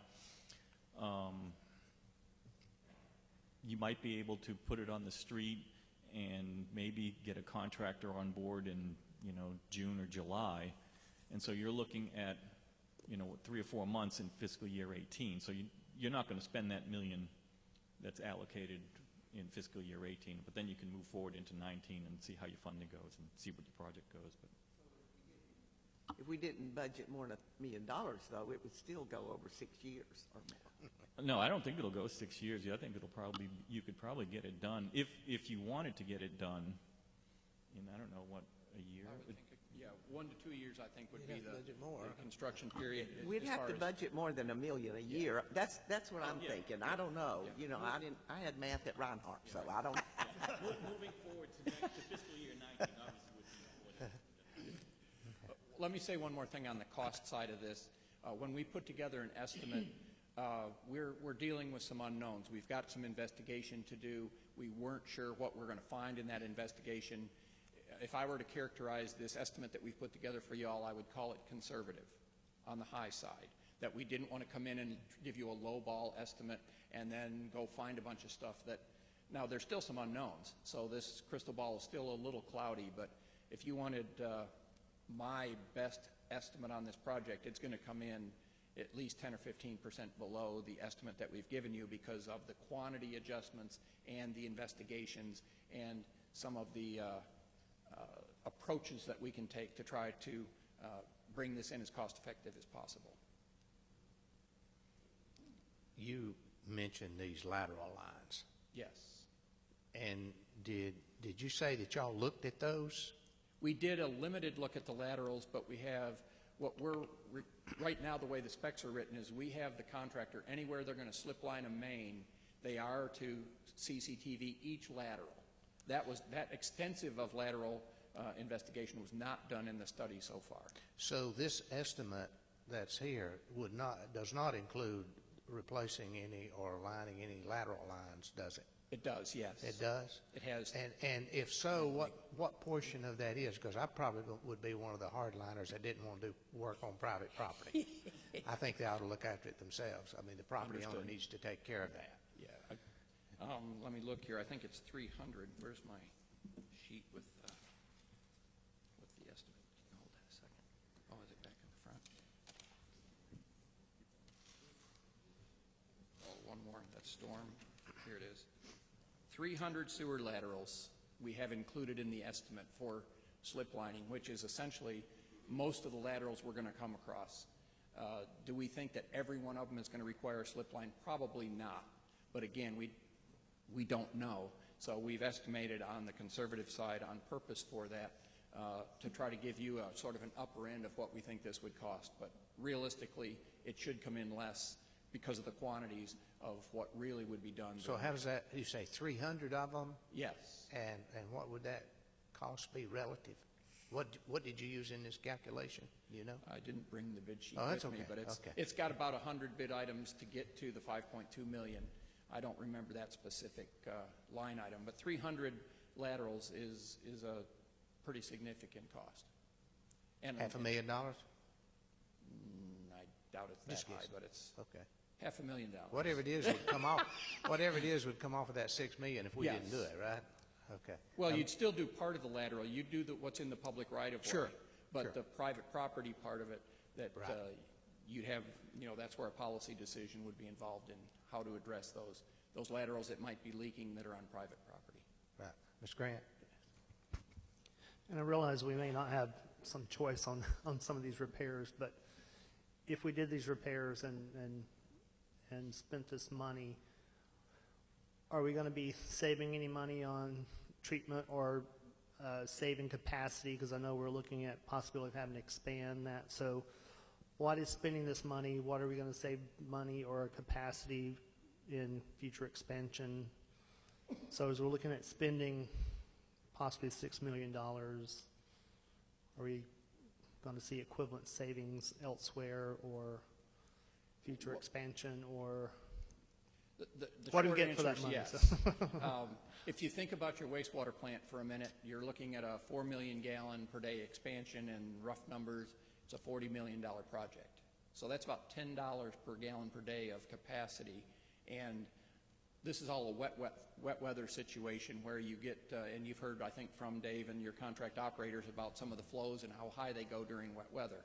So what happens is when we do this I&I reduction program is we go and get those wet weather leaks and address those, and we try to do that in a cost-effective way, and that's why we picked some of the areas of town that we went into where we thought would be some of the most leakage that we'd find, and the goal would be to fix those for substantially less than the $10 per gallon per day of capacity. Otherwise, you just let it all go to the wastewater plant and fix it there or build capacity there. But the intent here is to defer or reduce the capacity of the treatment plant versus what it would be if you didn't do any repairs.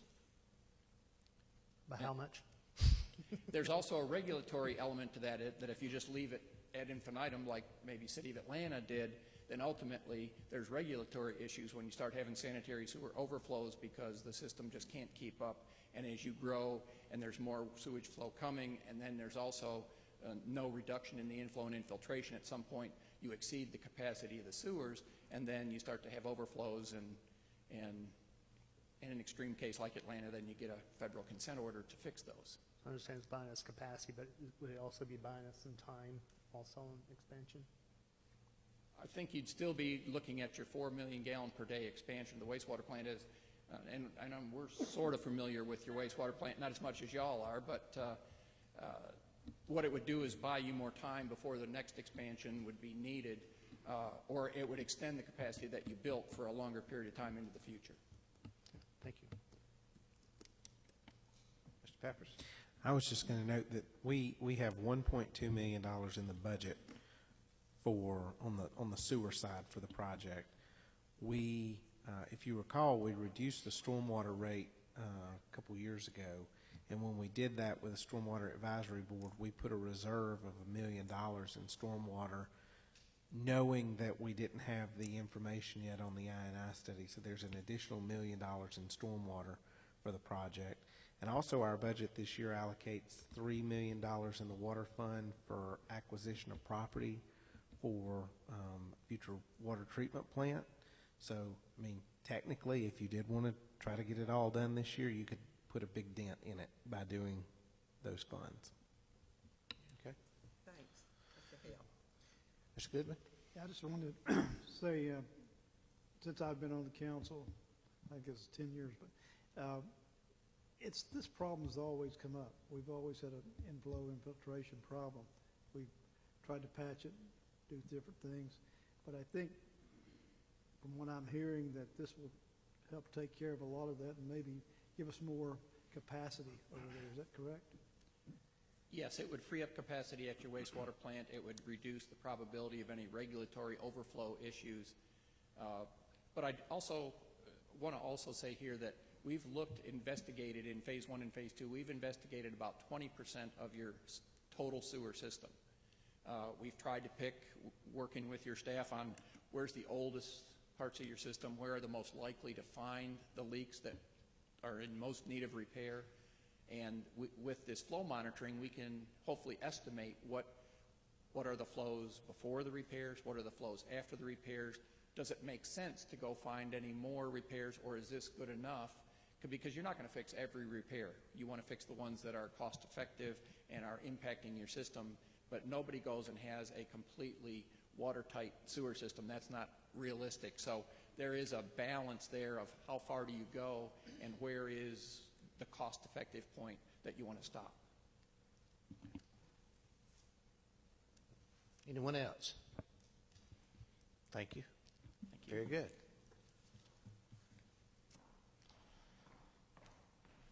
Okay, next item.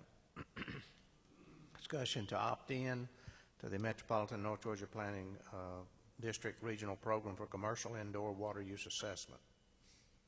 That's a mouthful, isn't it? Yeah, it's a mouthful, but this one's I don't want to say it's a no-brainer, but it's pretty straightforward. In the latest North Georgia District Water Plan, there's a requirement that the members or the communities within the district participate in a commercial water use assessment program to target the highest commercial water users in an effort to help, conserve water. And of that requirement is to establish a assessment program or to opt into a regional program. Now, the district is offering to take the lead on that and wants utilities to opt in and join, participate in it. It's pretty much a no-cost to the city, other than providing some information about the service maps, some of the billing records, and maybe 40 hours for the year of time. But if we don't opt in, then we have to, by this requirement is to do our own. So. Anyone have any questions? I believe they did say that it would, if there at some point, if there was ever a cost, you would at that time have the option to opt out if you wanted to at that right. time. Yeah. Mr. Grant. That was one of the questions I had, just like, what is the possibility of opting out if Yes, there was something that was needed? But also noticed I guess the main question I had, this said it that we needed to respond by January 31st. Which was yes, yesterday. I've already been in touch with them and told them that I was going to bring this up at this work session, and they said fine. Okay, so we have more time there. Mm-hmm. So. Okay, thanks. Okay. Anyone else? Okay. Thank you. Okay, thank you. Next item. Discussion of case AX 1711-003, Pacific Group request to annex 100.78 acres located along Sam Nelson Road.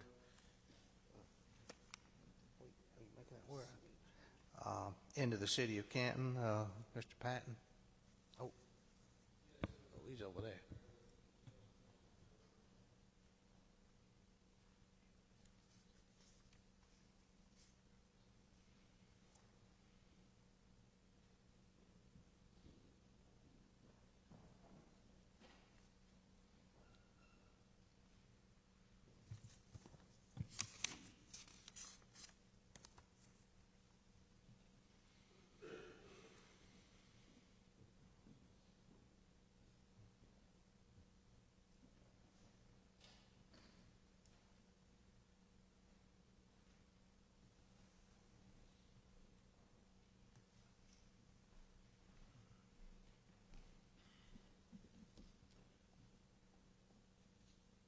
Do you have it on your screen there in front of you? Yeah, it's here.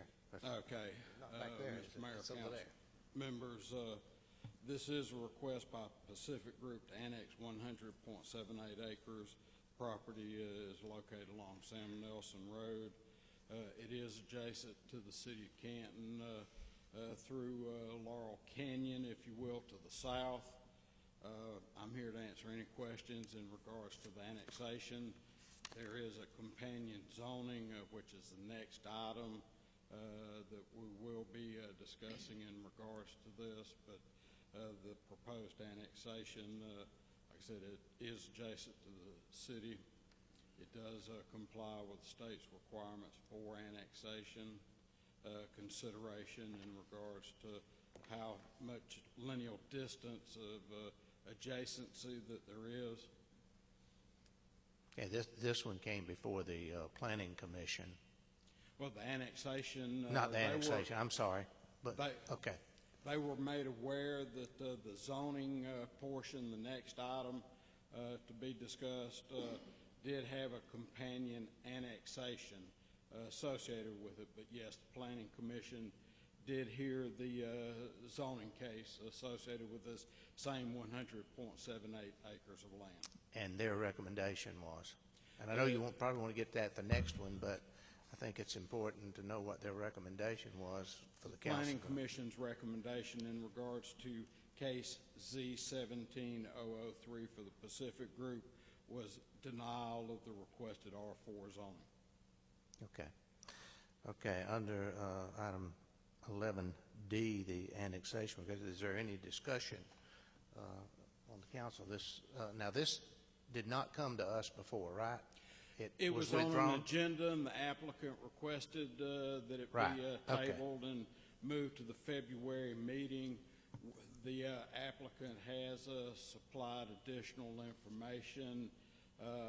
I also gave you a copy of the latest email and all, but the Pacific Group, in regards to this requested zoning of R4 for this property that has the frontage on Sam Nelson, has provided some proposed conditions of approval if City Council is inclined to go that route. Number one, minimum 10,000 square foot lot size for 10 lots. The remaining 88 lots would have a minimum 12,500 square foot size. There would be a minimum of 51 acres of open space, which is 50.6% of the total site area. Of those 51 acres, 34 would be undisturbed acreage, representing 33.7% of the total site area. Maximum number of homes has been reduced. They are now requesting a maximum of 98 single-family residential lots. They also propose, prior to any earthwork activity on the site, geotechnical exploration must be performed, determine any mine locations, if you will, within the limits of disturbance. If they're found, developer shall follow state recommendations and federal recommendations in regards to closures of any of the mines. Any mine shaft openings would be sealed off in accordance with federal state guidelines. Minimum square footage, number 5, for a one-story home is proposed for 1,800 square feet. For a two-story home, 2,200 square feet. Number 6, there shall be a 100-foot undisturbed buffer along the exterior property boundary, with the exception of the area shown on the site plan that will have a 25-foot buffer. And you were provided a copy of that site plan within the last couple of weeks. There shall be a school mitigation payment, $450 per residential unit paid at time of final plat. Developer will contribute maximum $25,000 towards lift station improvements if determined necessary by the city. Number 9, City of Canton would purchase water from Valeska Water Authority, provide water service to individual homeowners via a master meter at the front of the community. No land disturbance permit issued until this agreement between the city and Valeska Water Authority is completed, agreed to. Number 10, all homes must have side entry garages. Number 11, front facade of each home must include a minimum 75% masonry. And the last item, proposed condition number 12, that this proposed development shall be a gated community with private streets. Again, this property is located off of Sam Nelson Road. The property is located within the growth boundary agreement areas designated between City of Canton, Cherokee County. The subject property is not within the City of Canton's water service area. This property also is not within the City of Canton sanitary sewer service area. I'm here to answer any questions you might have in regards to this annexation as well as the zoning case. Anyone have any questions of Ms. Wilson? Mr. Patton, I think that this particular tract of land had come before the council or the planning commission before it was denied. Is that correct? About, what, 10 or 12 years ago? Yes, there was a previous annexation, and I want to say it was about 10 years ago. I'll confirm the exact It's been longer time than 10. frame. Right. Well, Yeah. you know, this is a great developer. It's a great project, but there's a reason that we're a city, because we can have more dense projects than there are in the county, and a lot of people come to us to ask us to annex in to the city so that they can have more dense projects. To me, this is a county project. It's too far away from the city of Canton. And so I believe that's probably why it was denied before, but I do want us to remember that we're a city. And when you get beyond the bounds of the city of Canton, you really need to think twice. Okay. Ms. McGrew. Mr. Patton, if this is not at the top of your mind right now, if you'd email me, I'd appreciate it, because I don't want to put you on the spot. But I'm very curious about when a mine opening is found, how is that closed up? And I read in the email that it will be closed up so a person or a child could not get through it. But is it also secured from entry and possible entrapment of an animal? I will have to do some research. Sure. I'm not familiar with the state or federal requirements in regards to mine closures And I didn't expect you to mine know. openings, but I will get that information for Because you. I know that our pets run loose occasionally, so I would be concerned that a dog could get trapped in there. So thank you very much. Anyone else have any questions, comments for Ken? Okay. That's on either the annexation or the zoning. Any questions at all? If not, thank you, Ken. Appreciate it. The next item, let's see here. Discussion of case AX 1711-001, City of Canton proposed annexation of 45.12 acres near Birch Park Lane or Old Doss Lane.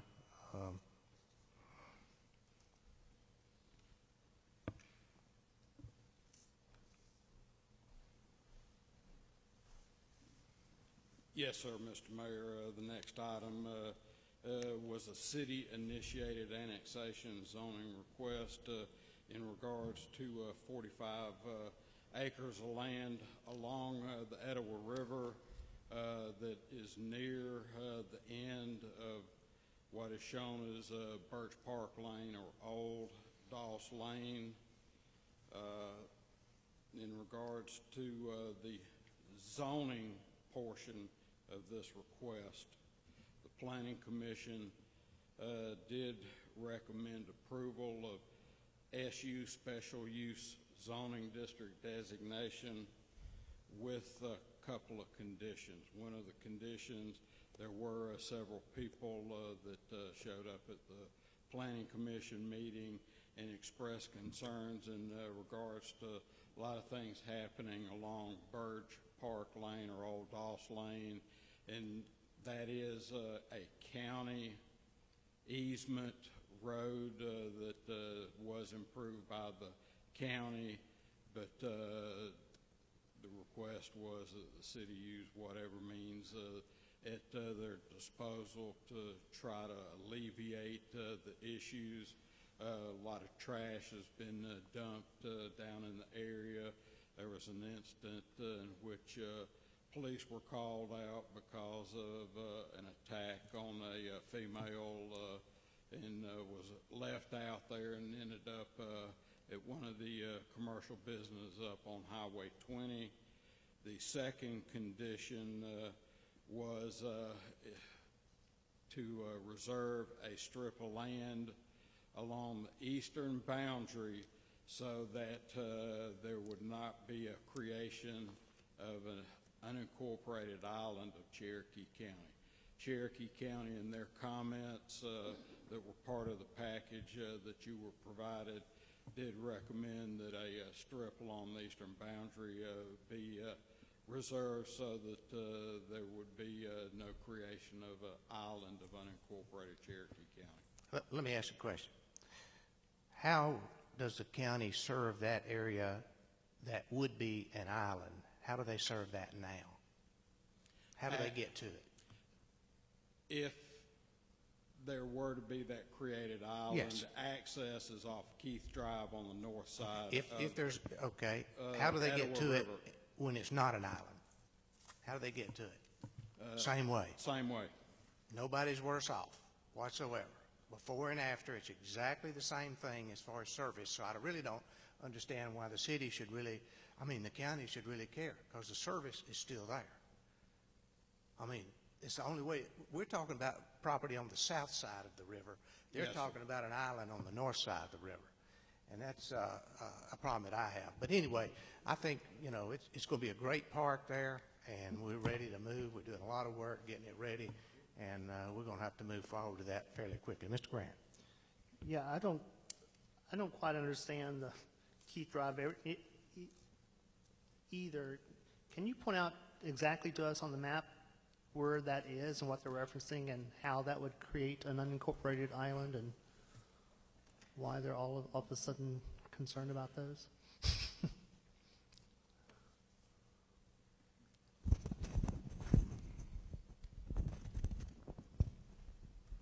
So it's on the other side of the river from the park, right? Can you hear me for the recording? Okay. Councilor Grant, the pieces of property that would be created as an unincorporated island of Cherokee County is a piece of property here, this piece of property here. Although if you look at the maps, this piece of property is shown to be inside the city limits of Canton, but that is not the case. There is a Superior Court ruling in regards to that, but that is the piece of property. This is Keith Drive that runs down between Walmart, Chick-fil-A off of Highway 5, and that's how access for those unincorporated county properties would occur, even for the county if they had to get in there for any reason. They're going to go Old Highway 5 and Keith Drive. So it wouldn't change access or anything for... Not going to change the way it's served in any way. Right, okay. That's what I thought. I just wanted to make sure Yeah. didn't make a lot of sense. And if I could make a comment too, I mean, the proposal is to turn all of that into city parkland. The county's not going to provide any services on our property anyways. So. No, it will be a city park, and it only makes sense that we own the land. We are preparing to develop a walkway, a trail system on it, and we need to be the ones to serve it from public service as far as police protection and so forth, and in that way. So it only makes sense to me. Ms. McGriff. Thank you. Is there proposed public access to this property, and will there be public parking? The access for this piece of property currently would be through the trail that would be installed coming from Etowah River Park. Okay. Automobile access? Ma'am? Will there be automobile access? No, ma'am. No. So only walking pedestrian access from Etowah Park? At the current time, yes. Okay. Thank you. There's a Ms. Peppers, There's a farming trail at the end of the cul-de-sac off of Old Birch that crosses the railroad onto the parkland. We would propose it would stay open. We may make some improvements to it as it relates to public safety and public works and their accessibility, and maybe even use it during the construction of the trail. But we don't have any plans for parking there at this point. Mr. Grant, do you have anything? Okay. Anyone else? I noticed in your in the information you sent us that a resident had asked about obtaining an easement at Old Doss Lane, and that you had said that so that a gate could be put up there to deter people from coming in. And in your report, you said the staff is looking at the easement question to see who controls the access. Have you answered that question? Yes, ma'am. I answered that previously. The county controls all of that, and the city has no input in regards to gate or anything else relative to that improvement along Birch Park Lane. Okay. Anyone else? Okay. Thank you, Ken. Yes, sir.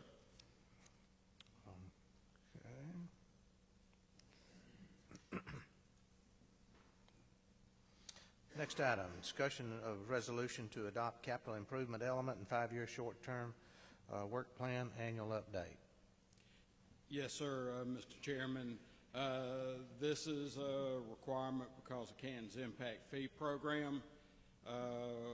We submitted, held public hearing in compliance with state law requirements. This was submitted to Atlanta Regional Commission, Georgia Department of Community Affairs for review in October of 2017. They indicated that they would initiate the review period. There was a oversight of ARC and Georgia DCA staff in which they did not initiate the review period until I made contact with them 1st of January in regards to what we submitted for this annual update. We do have a deadline of February 28th for the adoption of this amended capital improvements element 5-year short-term work plan. We have had some discussions with Georgia Department of Community Affairs as well as ARC staff in regards to a couple of concerns that they had on a couple of our year-end financial statements, but I believe that all of that has been resolved, and I'm here to answer any questions you might have, but we're required to do this. Okay, Mr. Peppers, you answer. One of the concerns was from the Georgia Department of Community Affairs. There, if you recall, we consolidated fire services with the county. The city of Canton collects fire impact fee. The county collects fire impact fee. And so what you'll note on the year-end financial statement is that we have, which is the first chart in the packet, you'll notice that we have transferred out funds from fire to other fund sources. In speaking with Department of Community Affairs, the only thing that they've asked is that on the bottom of that first page, we add a footnote, and basically the footnote would say that transfer to other funds, fire fund, $667,847.21 to city general fund to reimburse check cut to Cherokee County Fire Services for Laurel Canyon Station. We're basically just noting exactly what we spent the funds on. Sure. Anyone have any questions on that? Okay. Thank you, Ken. So we can adopt that on the 15th, right? I mean, Yes, sir. 15th, yeah. Okay. Item I, discussion of progress report on Canton 2040 comprehensive plan. Oh, okay.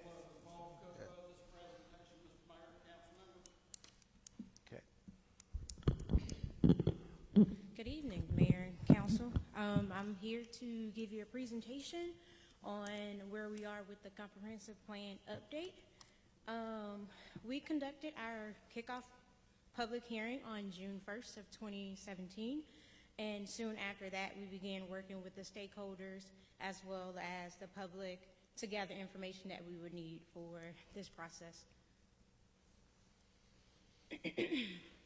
Just wanted to give you some numbers on the city population projections. It is based off of the 2016 population data, which was 26,854. And to get those projections, we use the straight line method, as you can see listed on the slide. So with every year, it was 2.19%, and then when it gets to the 5-year interval, it was 10.94%. We also wanted to provide you with some housing projection. Again, it was based off the 2016 number, which is 10,629 total housing units, and the projection was based on 280 increase per year, and this information was provided by Black & Veatch using the ARCTAS information. If I might add, if you'll recall, Mr. Mayor, council members, in the water, wastewater, sewer study, they utilized the ARC TAS numbers, and for some of their projections for water and sewer, they were looking at 280 additional residential units per year, part of that study. That's the reason we selected to go with that for our projections of additional housing.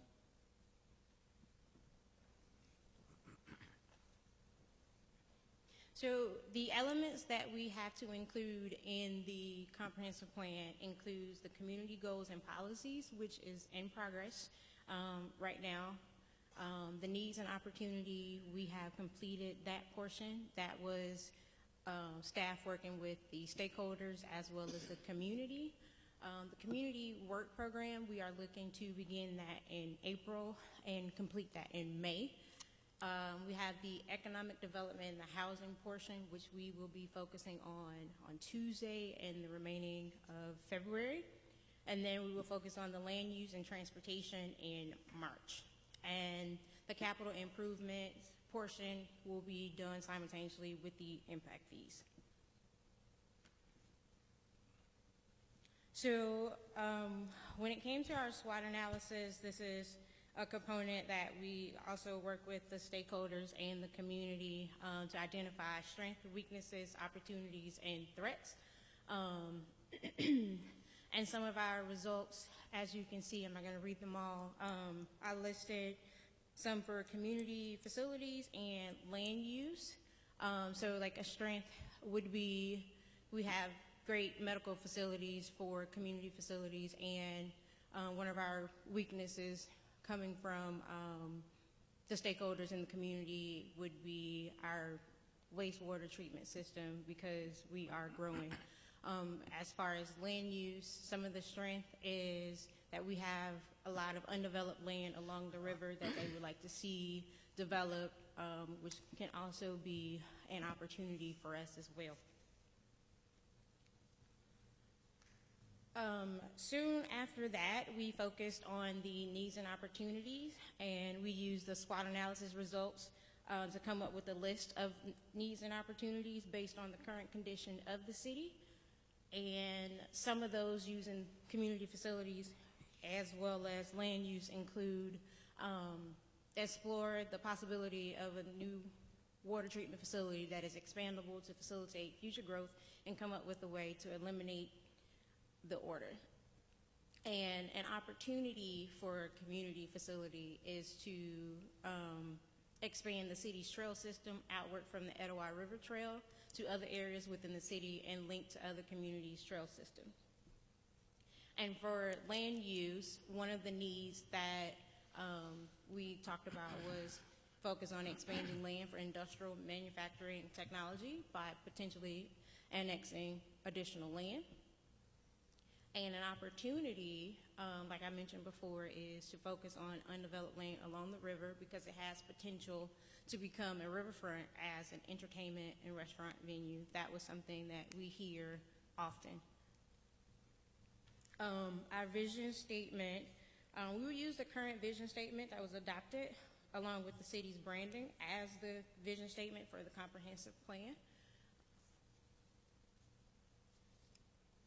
So community goals, we have been working on that and it is continuing at this point. We use the SWOT analysis results, the needs and opportunity results, and we use our current conditions and data from each element, such as housing, community, economic development, land use and transportation, and we'll continue to be using that information to come up with other community goals and policy in the future. So far, we have for transportation achieved greater transportation using various methods, which could include implementing a bike lane, providing local public transit.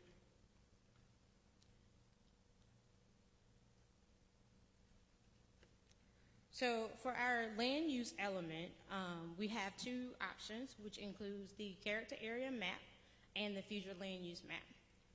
We currently have the character area map in our current comp plan, but we have the option of sticking with that or going to the future land use map. And the future land use map uses conventional categories or classification to show the location, typically parcel by parcel. And so this is the time where we would ask council which method would we like to go, as we are going to be going down that route pretty soon.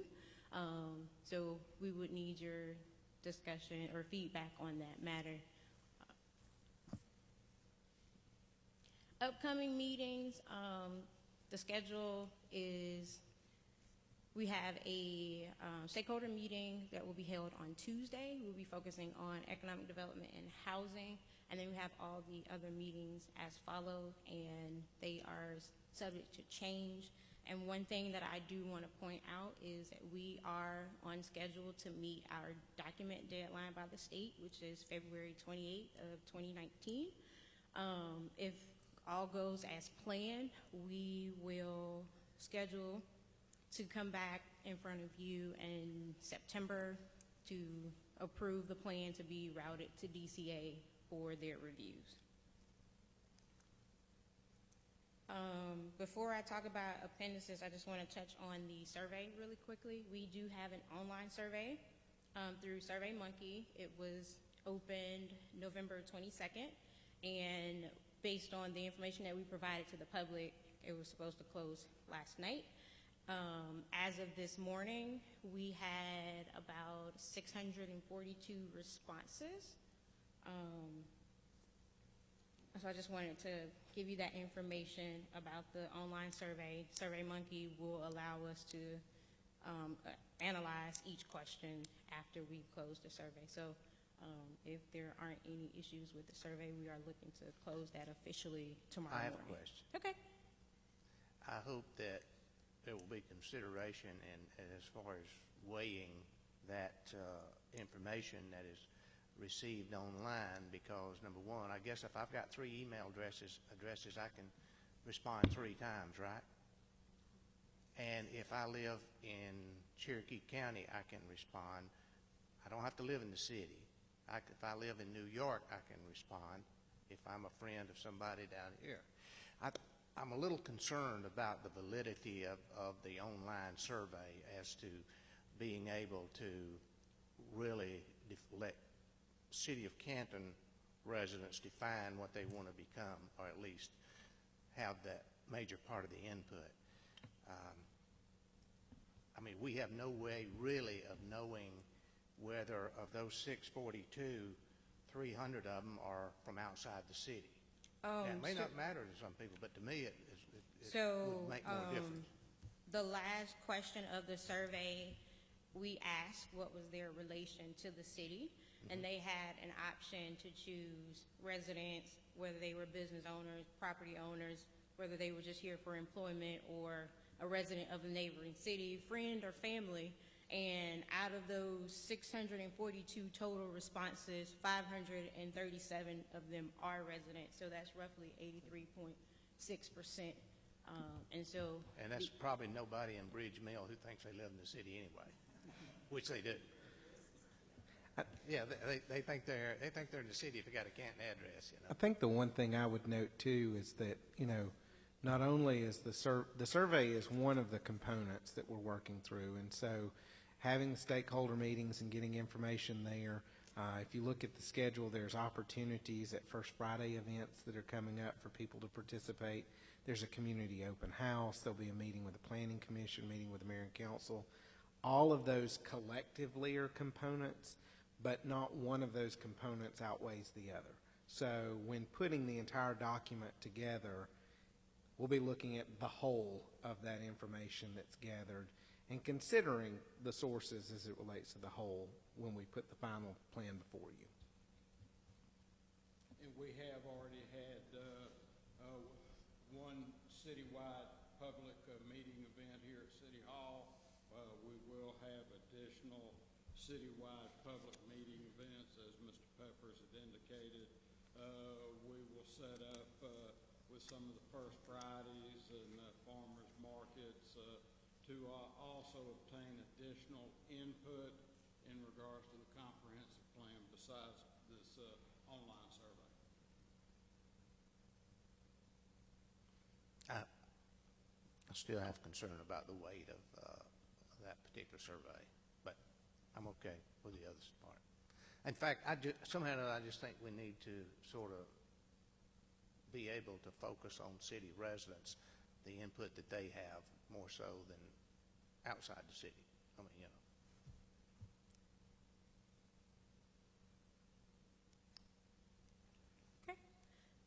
Okay. So just to close, I provided in the appendix, you can, if you are able to view this online, it is hyperlinked. For council, I attached all of those documents to your PowerPoint. Good job. Thank you. I have a question. Shoot. This is a lot to take in, and I applaud you and the community for coming out and their input. We have to learn a lot of things about land use and planning and zoning, all of those things, the council, the buck stops with us. So my question is, we're beginning to depend more and more on planning and zoning, that committee, to bring us valid assessments. Are they getting the same kind of training? Are they getting new and additional training about the land use plan and comprehensive land use plan, those kinds of things, so that they can bring us valid assessments? They are aware of our ongoing 10-year update for the comprehensive plan. We will be providing a status report to the Planning Commission at their work session meeting next Tuesday night, same time that our stakeholder meeting is going on in regards to additional training. We have 3 new Planning Commission members that have recently come on board. Part of our budget, we do allocate money for all of our appointed board members to attend training on a yearly basis, if you will. In 2012, we utilized all of that allocated money and contracted with someone from Carl Vinson Institute of Government, brought them to the city of Canton, provided training for all 7 of our planning commission members and all 7 of our Board of Zoning Appeals members. It was an 8-hour, one-day training session that went through all aspects of land use, planning, zoning, things of that nature. We try to provide information on training in the Metro Atlanta area for Planning Commission members and Board of Zoning Appeals members, so that they kind of stay up to date, if you will. Staff, Attorney's Office also does some training for Planning Commission members throughout the year as well. Are you thinking about maybe doing some of that 8-hour training that you did in 2012 again? Bringing it here? And perhaps open it, I mean, I'd like to come too. I'd like to be hear that as well, because I need to know a lot more about that. So I just feel like, since 2012, what is that? Going 5 on years. So, yes, so I think a lot of us are new since then. Might be a good idea. I received an email from a community development section of ARC later this afternoon. I was going to discuss with Mr. Peppers.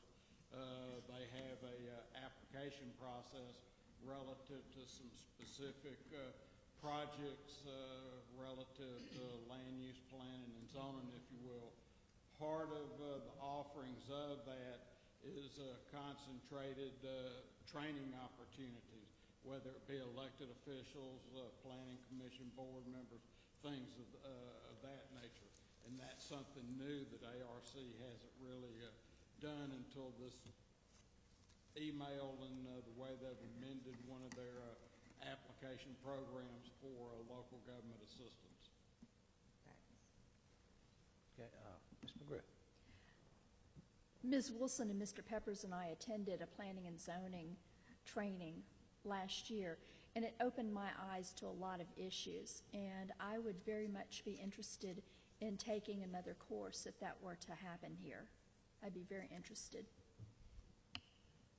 Thank you. Anyone else? Mr. Goodman. I just want to say thank you for all the information. It's very eye-opening and awakening.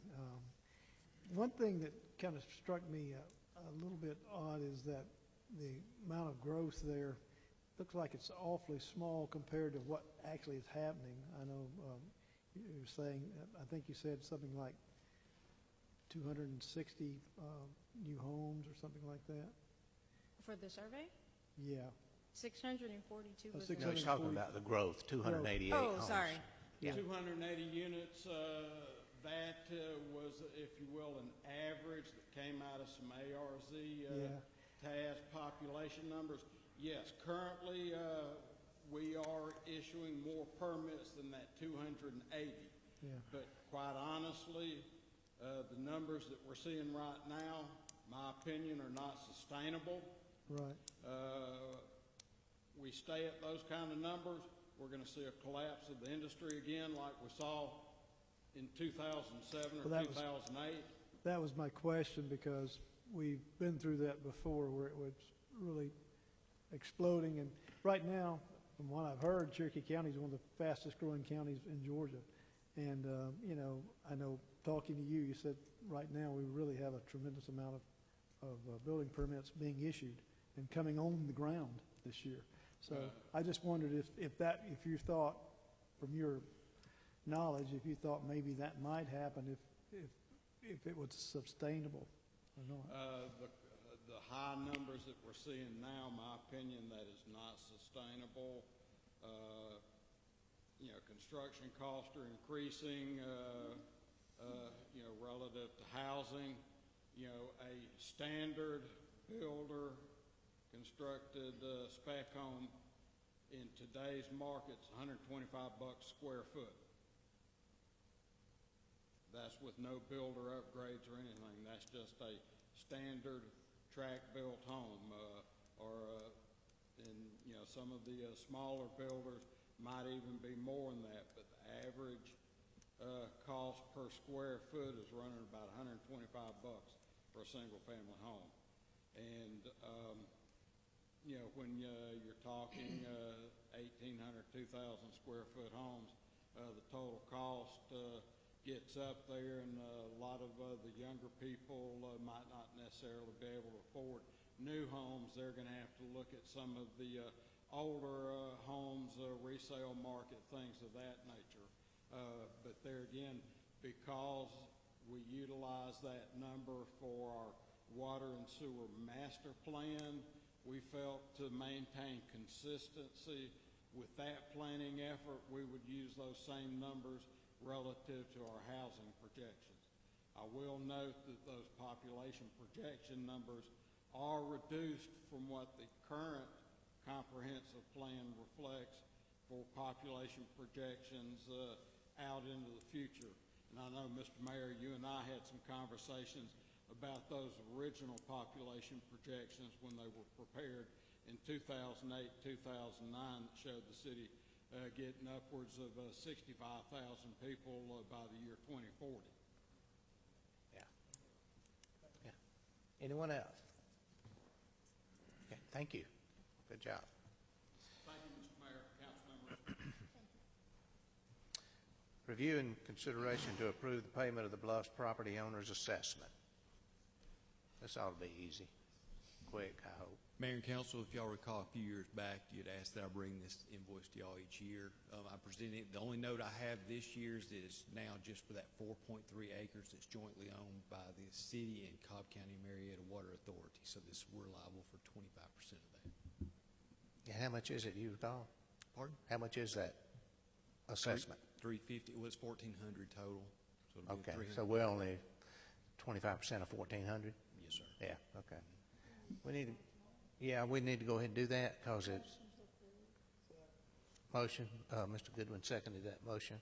Any other questions? If not, those in favor signify by saying aye. Aye. Opposed, no. All members voting for the motion. Thank you. Discussion of a 2018 health insurance and benefits renewal. Ms. Waters. Good evening, Mayor and council members. This time of year comes around every year, and unfortunately this year we didn't strike as good as we normally do. Our first initial proposal was 32% increase, and on an almost $1 million annual policy, we couldn't handle that. So we have asked, and Mr. Matt Bidwell's here with us with MSI, along with myself, Mr. Peppers, and Mr. Ingram. We discussed and tried to redesign our plan design a little bit, and that's what you have in front of you, roughly at kind of an 8-page scenario. What we're proposing is that we basically put all of our eggs in one basket.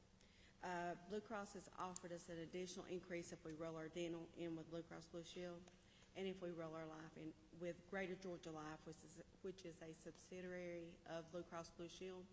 We've been with them before, and of course, sometimes it makes you a little nervous to put all the eggs in one basket, but we can always change it again next year. But by doing so, we can go from a 32% increase down to a 10% increase with very little change in our plan. It's still with Blue Cross Blue Shield. The deductions will go up approximately on our dependents for payroll deductions, approximately about 13%.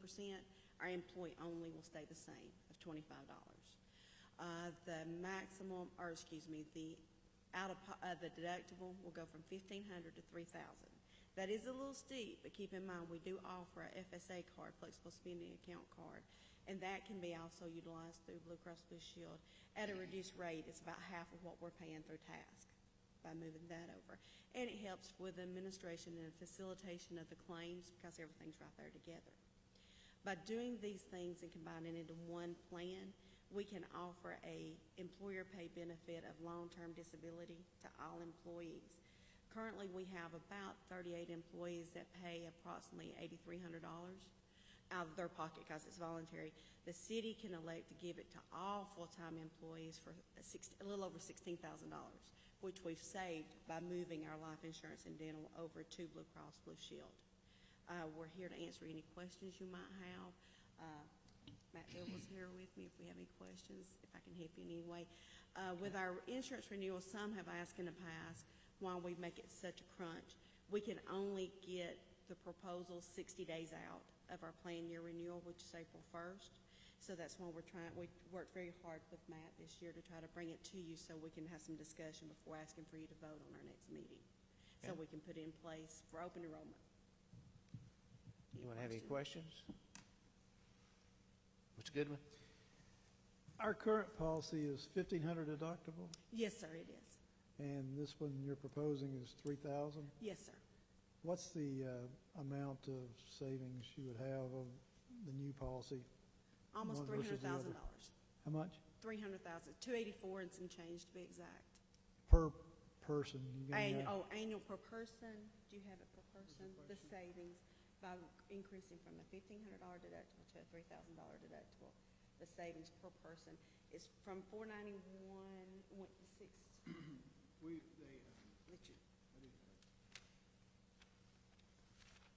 And also, while he's hunting this, Mr. Goodwin, we only had less than 9 people to meet the deductible this past year, so that's the reason we feel like we wasn't having as much an effect on employees because we had such a small number even get close to the deductible. Good evening, everyone. Our current cost for single coverage is $491. Family coverage is $1,506, and there's an increment for spouses and children only. Now that's every pay period? Per month. Per month. That's the cost we're currently being charged. If we continue with our current plan, that $491 would increase to $649.69, and the cost for family coverage would go from $1,506 to $1,991. Wow. So by us making the change on just the deductible, and we're getting that premium down to $542 for single coverage, and the family would go to $1,661. And conversely, what an employee is paying is also affected by that because they pay about 35% of the dependent cost. So we're both basically lowering their cost also. The other issue with it is that the change by doing this, we're keeping basically the maximum out of pocket that an employee has to pay when they have a major illness. It's currently at $4,500. Even though we're raising the deductible $1,500, the maximum out of pocket if you have a catastrophic illness is increasing only to $5,000. So if I have a heart attack, if I have a stroke, if I get incredibly sick, my maximum liability, including my deductible, is $5,000. And Lori had mentioned we had less than 10 employees who actually hit their deductible this year. The other things that most folks under the insurance, probably close to 70% of the employees don't appreciably use the insurance. But when they do use it, they pay a copay to see a doctor, they pay a copay to see a specialist, and they pay a copay to see get their prescriptions. That's basically the doctor copays are being left unchanged. The pharmacy copays are being incentivized. It's broken down a little bit, but currently right now I could pay up to $15 for a generic drug. We're now breaking it down to where if you use a very inexpensive generic drugs and you go to one of the less costly pharmacies, you can only pay up to $5 for a drug that could have cost up to $15. The brand drugs currently could have cost up to $45. You can now possibly get it anywhere from $45, but if you go to a more expensive pharmacy with a higher fill rate, you could pay $55.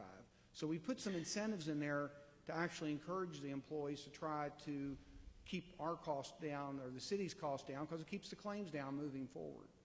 So we think that for most employees, the day-to-day operation, they will not notice it. If they do have a major claim, the big out-of-pocket is gone from $4,500 to $5,000, and we think we're saving 20% on a big tab by doing that.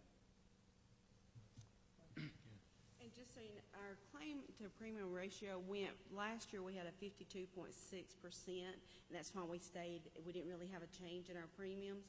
This year it's a 95.2% claims to premium ratio. We had a large pharmacy claims that was involved in there, and that has an effect, and it also has an ongoing effect because if they see that someone's taking prescriptions that get up there, then that's a consistent ongoing charge. So we didn't have a whole lot to battle with this year as much as we'd like to. We did reach out to other carriers.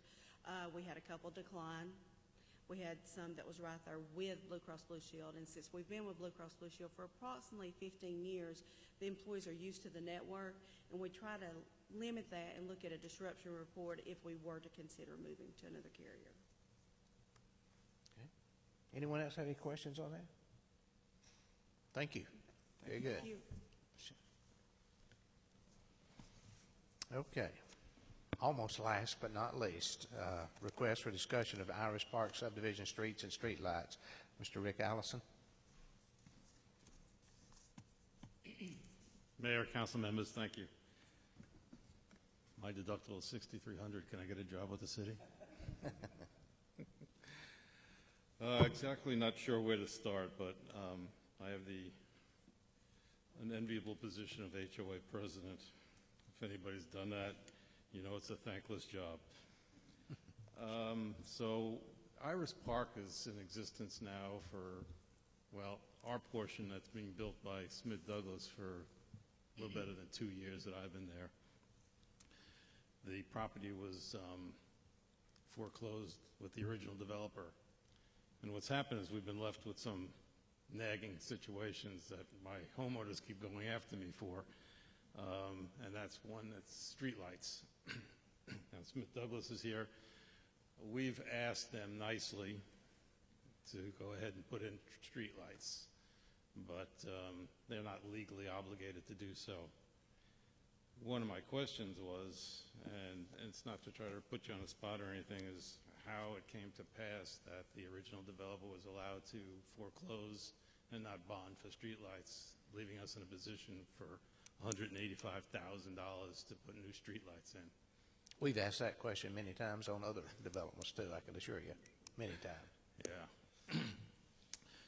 So what we're trying to do is see what happens with Smith Douglas as far as pitching in somewhat, whether the city, excuse me, would pitch in somewhat, and also as a part of that, taking the number of streetlights from 53 down to half, potentially. But Georgia Power says we need to do a waiver, and I don't know if that would be a situation that would be required for the city, that we would sign a waiver as an HOA, because the way these lights operate, they have a circumference of lighting of about 50 feet. So there would be creation by not putting the recommended light number in. There would be dark spots, what they call dark spots. So any kind of crime that might have been committed in those dark spots, they don't want to be liable for, and I'm sure the city wouldn't want to be liable for either.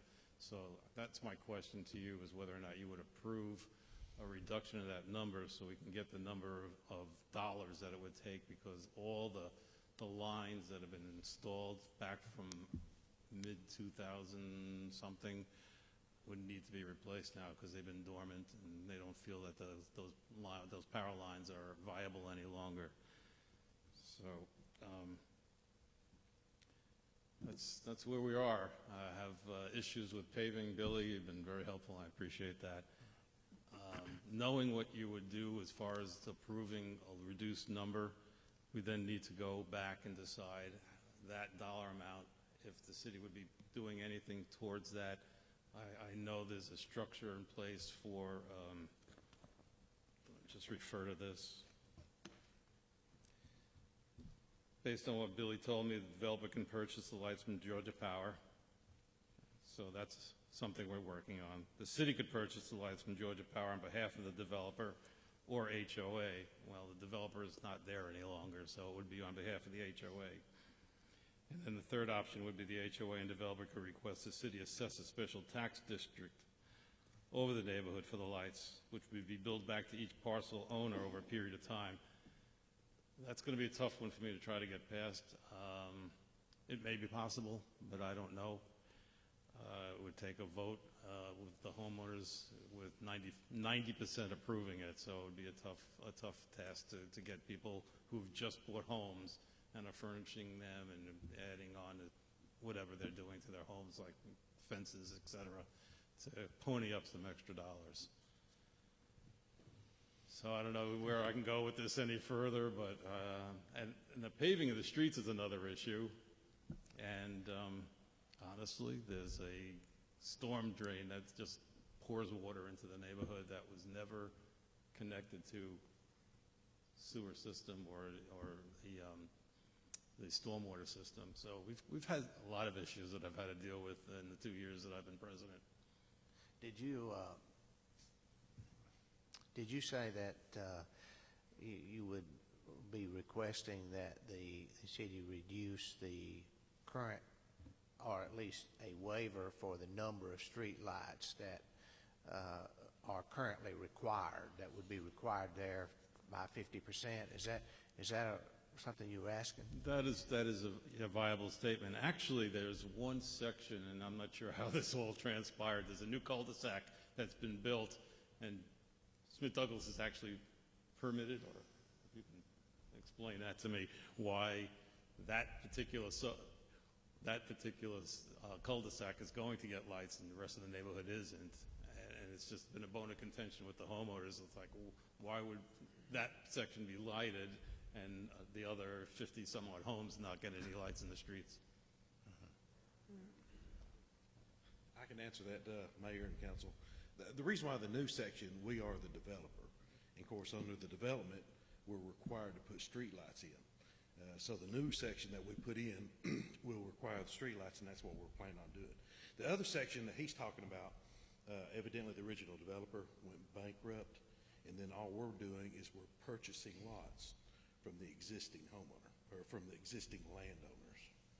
So I don't know exactly who that is. So. Thanks. I didn't realize you were the developer. That makes a difference on the new section. Yes. So it leaves us with one cul-de-sac lighted and the rest of the community unlighted. So it kind of doesn't make sense, and it's just a bone of contention with the homeowners now. So just for some information, Mr. Patton and I have gone back a couple of times on this and looked at it. I'm not sure where the 53 number came in to begin with. You know, we couldn't find anything where the city had required that amount of lights at any point.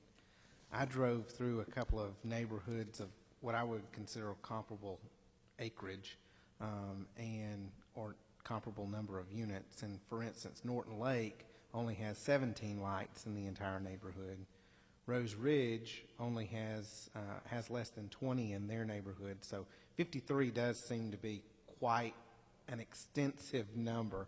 I don't know if that was part of the original plan from the original developer, and it was based on the particular light fixture that they were thinking about putting in, because of course you go taller, you can cover a little bit more area with the light, but you know, that was not originally in our requirement on that neighborhood. Now our UDC basically states that if you are going to put in lights, there is a foot candle that is measured by how far it needs to go out, and mostly that is designed to keep light pollution down. It's not necessarily provided as a safety standpoint.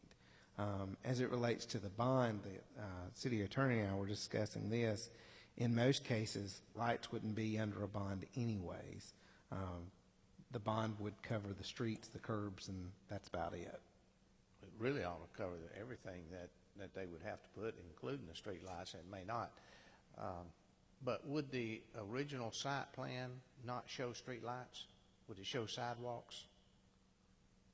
Well, I mean, they would have, but the thing about it is it wasn't something that we required. It was something that the developer once we approved that site plan, though, it looks to me like that's a done deal.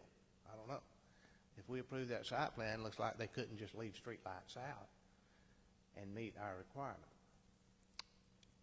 Well, we would have approved a master plan that was not site plan specific. We would only be recording plats at individual times. and it would be included in the plat, but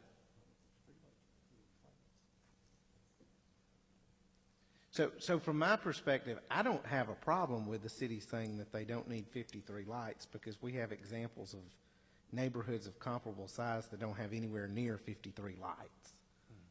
Yeah, my sister's neighborhood has 18 lights also, but they have the taller poles with the post and arm that comes out over the street. These, if you can see that, these are the ones that they're proposing, which don't give off quite as much light. But as far as our community is concerned, we're of the thinking that we don't need it lit up like a Christmas tree. We just need to have some lighting in there. Mr. Grant. Are the 53 lights, was that for the entire community? That actually includes I believe there's 6 in the old and new, overall for the entire community, yeah. And I so think Smith the 6 Douglas, that he needs are kind of overkill also. I don't know that 6 are required in that, but what the number that we're going with is the number that Georgia Power is telling us. Usually on any development, they don't show streetlights, and my background is from Cherokee County Engineering. I used to look at a lot, but they never show streetlights on the final plats or anything like that. Usually that's information when you fill out the work and telling them how much power and what you plan on using through the houses. The Georgia Power looks at that, and they determine there on where to put it in, and then we have to go through the power or other power companies, and that's how they turn around and list how many street lights. So that's where that number is coming from. And how many street lights are you willing to put in total in the development? Well, right now we're going to put in the street lights in our new, which all it is really just a cul-de-sac. Mm-hmm. It's just a cul-de-sac. So, and City Canton's got a pretty big cul-de-sac that whatever Georgia Power asked us to put in, that's what we're planning on putting in. And of course, the thing with Georgia Power is we pay the fee for the electricity once the lights are put in. So, and these are LED lights he's talking about. So right. So, and which is what they've converted almost all of our street lights in the city to the LED. The issue here is we don't tell Georgia Power how many lights they need to put in. Typically, the developer would show, up front what they want to put in, and that would be part of their process. And they would either buy from Georgia Power or buy from a distributor, and then turn them over to Georgia Power for the electric. And the odd thing is when I spoke to the salesperson from Georgia Power, and we talked about reducing the number. They don't actually want to come out and tell us where they could put them and reduce that number. They want me to tell them where we want to put them. It's kind of screwy, but what can I say? But the main thing is getting them paid for. I don't think our homeowners expected that we were going to have to pay for streetlights. So that's the crux. And I know people are asking for $5.2 million from you, but we don't want to ask for $5.2 million, just enough to put in lights. Yeah. So I think we have concluded we don't need 53. So I guess the other question is this: I don't know that the city is responsible for putting streetlights in for developments, and we haven't done it before, right? Correct? Or not that I know of. Yeah, that's the issue. Nobody's responsible. So if you reduce the number of streetlights greatly, is that going to be enough to help you? I don't know what to say about that. It's 185.5 according to their estimate for the 53 of them. So I'm thinking, okay, maybe, I don't know if it's directly proportional by half to bring it down to 92.5 thousand. So it's still a lot of money.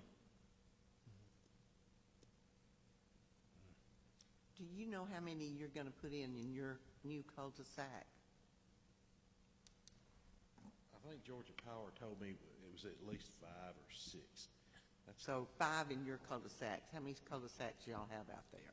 Oh, we just have one. No, I don't mean you. I mean in the whole other old section. Let's see. There's a main road that runs through it. There's a cul-de-sac. There's a cul-de-sac at the end. Then another road goes to another cul-de-sac. So 4 or 5? Yeah, about. 4 or 5. So that would mean about 20, a little over 20 lights. So do you think the HOA would go for a tax allocation to put in, to pay the city to put in those? I want to approach the homeowners with some facts. So that's why I'm trying to get an idea of maybe if Smith Douglas would kick in and the city would kick in, and even if we kicked in, to come up with a number that I can propose to the homeowners that's not going to frighten them to death. So I kind of need some of that information and input before I can get, and I'm trying to work with Smith Douglas to see if they're willing to put money into it, and then hopefully approach our homeowners and say, yeah, this is going to cost us an extra $5 a month for 10 years or whatever it takes to finish paying off the lights. So I guess the short answer is yes, but we're trying to get away without paying anything. I get it, believe me.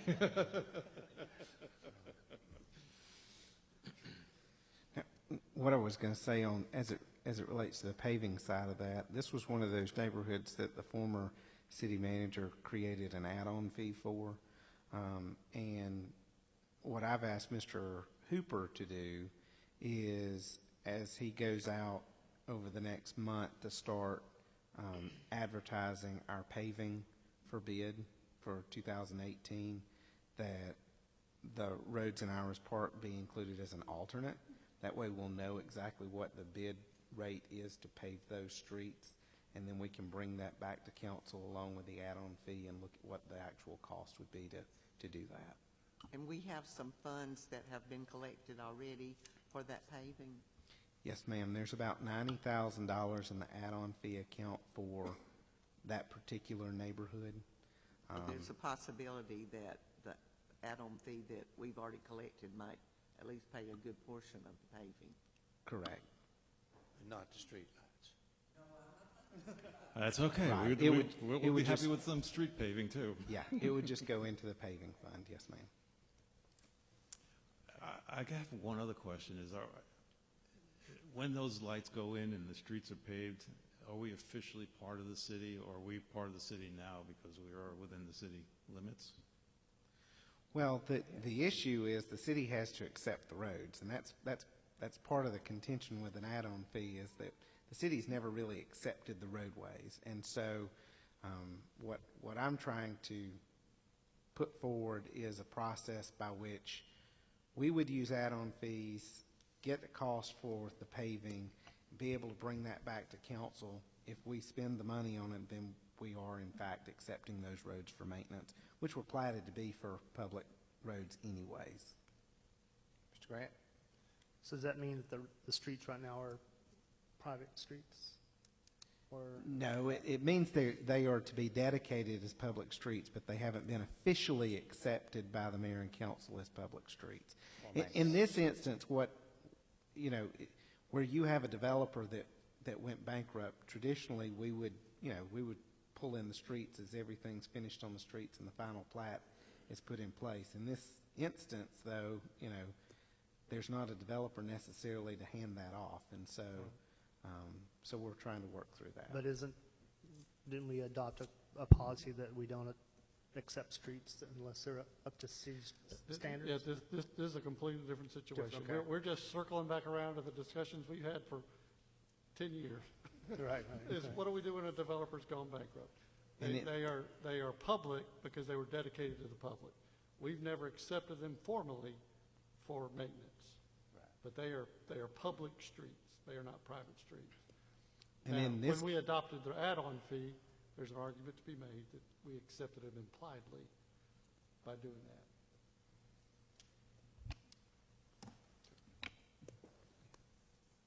Mr. Young?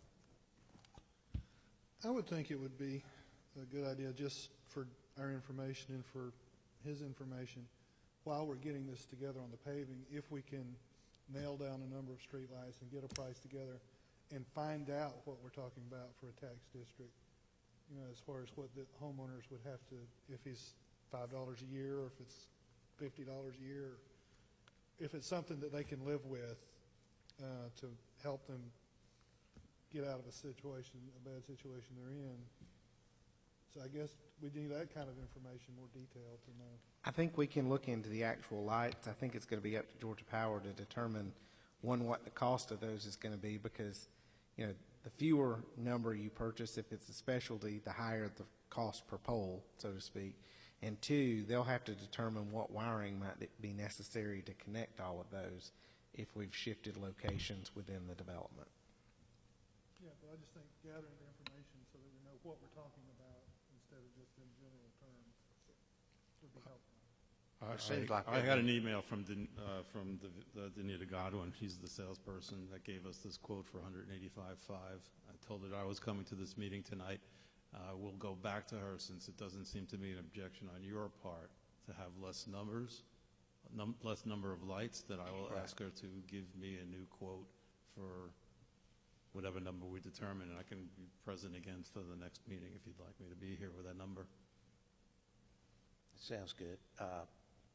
Obviously, this has been going on for some time, so another couple of weeks or so is not going to kill you, I guess. Till we get a little more information. I think Mr. Young made some good points there, and we'll get information, and we'll make a decision at that point. Sounds good. Okay. Thank you. Thank you. Anyone else? Okay. Discussion of probation management RFP. You have a memo before you from Judge Roach, our municipal court judge. Basically, if you recall, we went out for proposals on our probation management. We had 3 proposals that were turned into the city. One of those proposers, which is Georgia Probation Management, who is our current vendor, was purchased by Professional Probation Services, PPS. So they are currently serving the city under the contract that we approved in January, and they are also the recommended proposal from the committee that reviewed the proposals. So what we will be doing is bringing to you at a later date an option. Option 1 would be that we just continue the contract that we currently have in place because they're the vendor under that contract. Or option 2 would be that we are able to negotiate a new contract that may have more favorable terms. But we'll do that through discussions and negotiation with that vendor. Okay. I'm happy to answer any questions you might have. Okay. Anybody? Okay, do you have a report? Did you want a decision on that tonight? No, that was just for informational purposes. Okay. I do have a report. I can give it to you from right here if you want me to while I got my notes. That's good. I believe you had received an email from Haynes Weatherby as it relates to the Riverdale Circle area. There's a sidewalk in that area where he had a concern about the need for railing.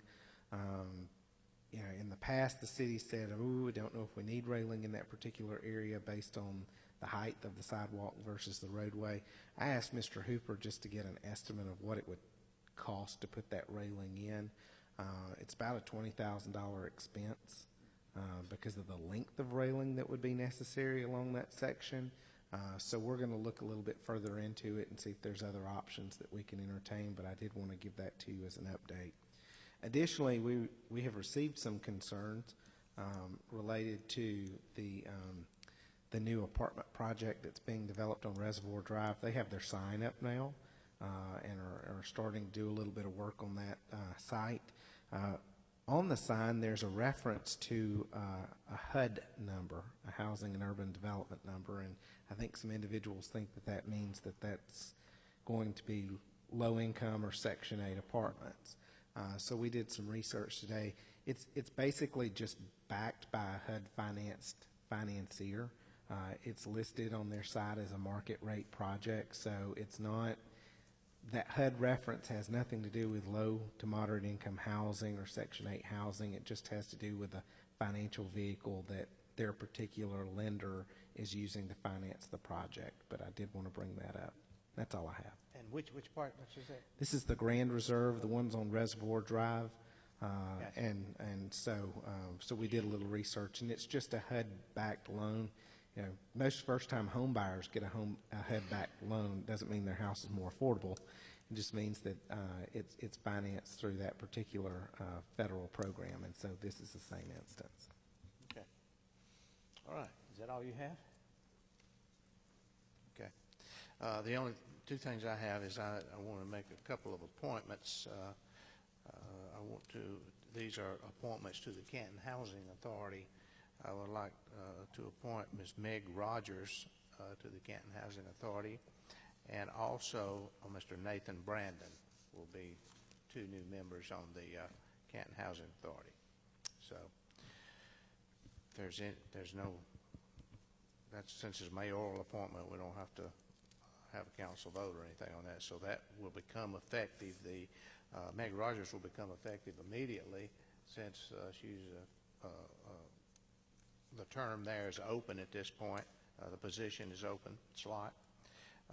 Nathan Brandon's term will begin immediately at the end of around March the 11th.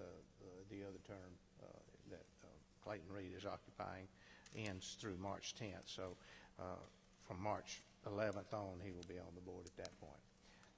We will reserve for at least the time being the actual terms of those appointments until we look a little closer and make sure we've got everything in order as we want to do that for the Housing Authority. So anyway, that's all that I have. So we need to adjourn to executive session to discuss real estate and potential pending litigation. I have a motion? Okay. Mr. Young made the motion. Mr. Goodwin seconded. Or Mr. Grant, whichever one. Pick one. Okay. So all in favor? Okay. We will not be back out to make any votes or anything. So thank y'all for being here.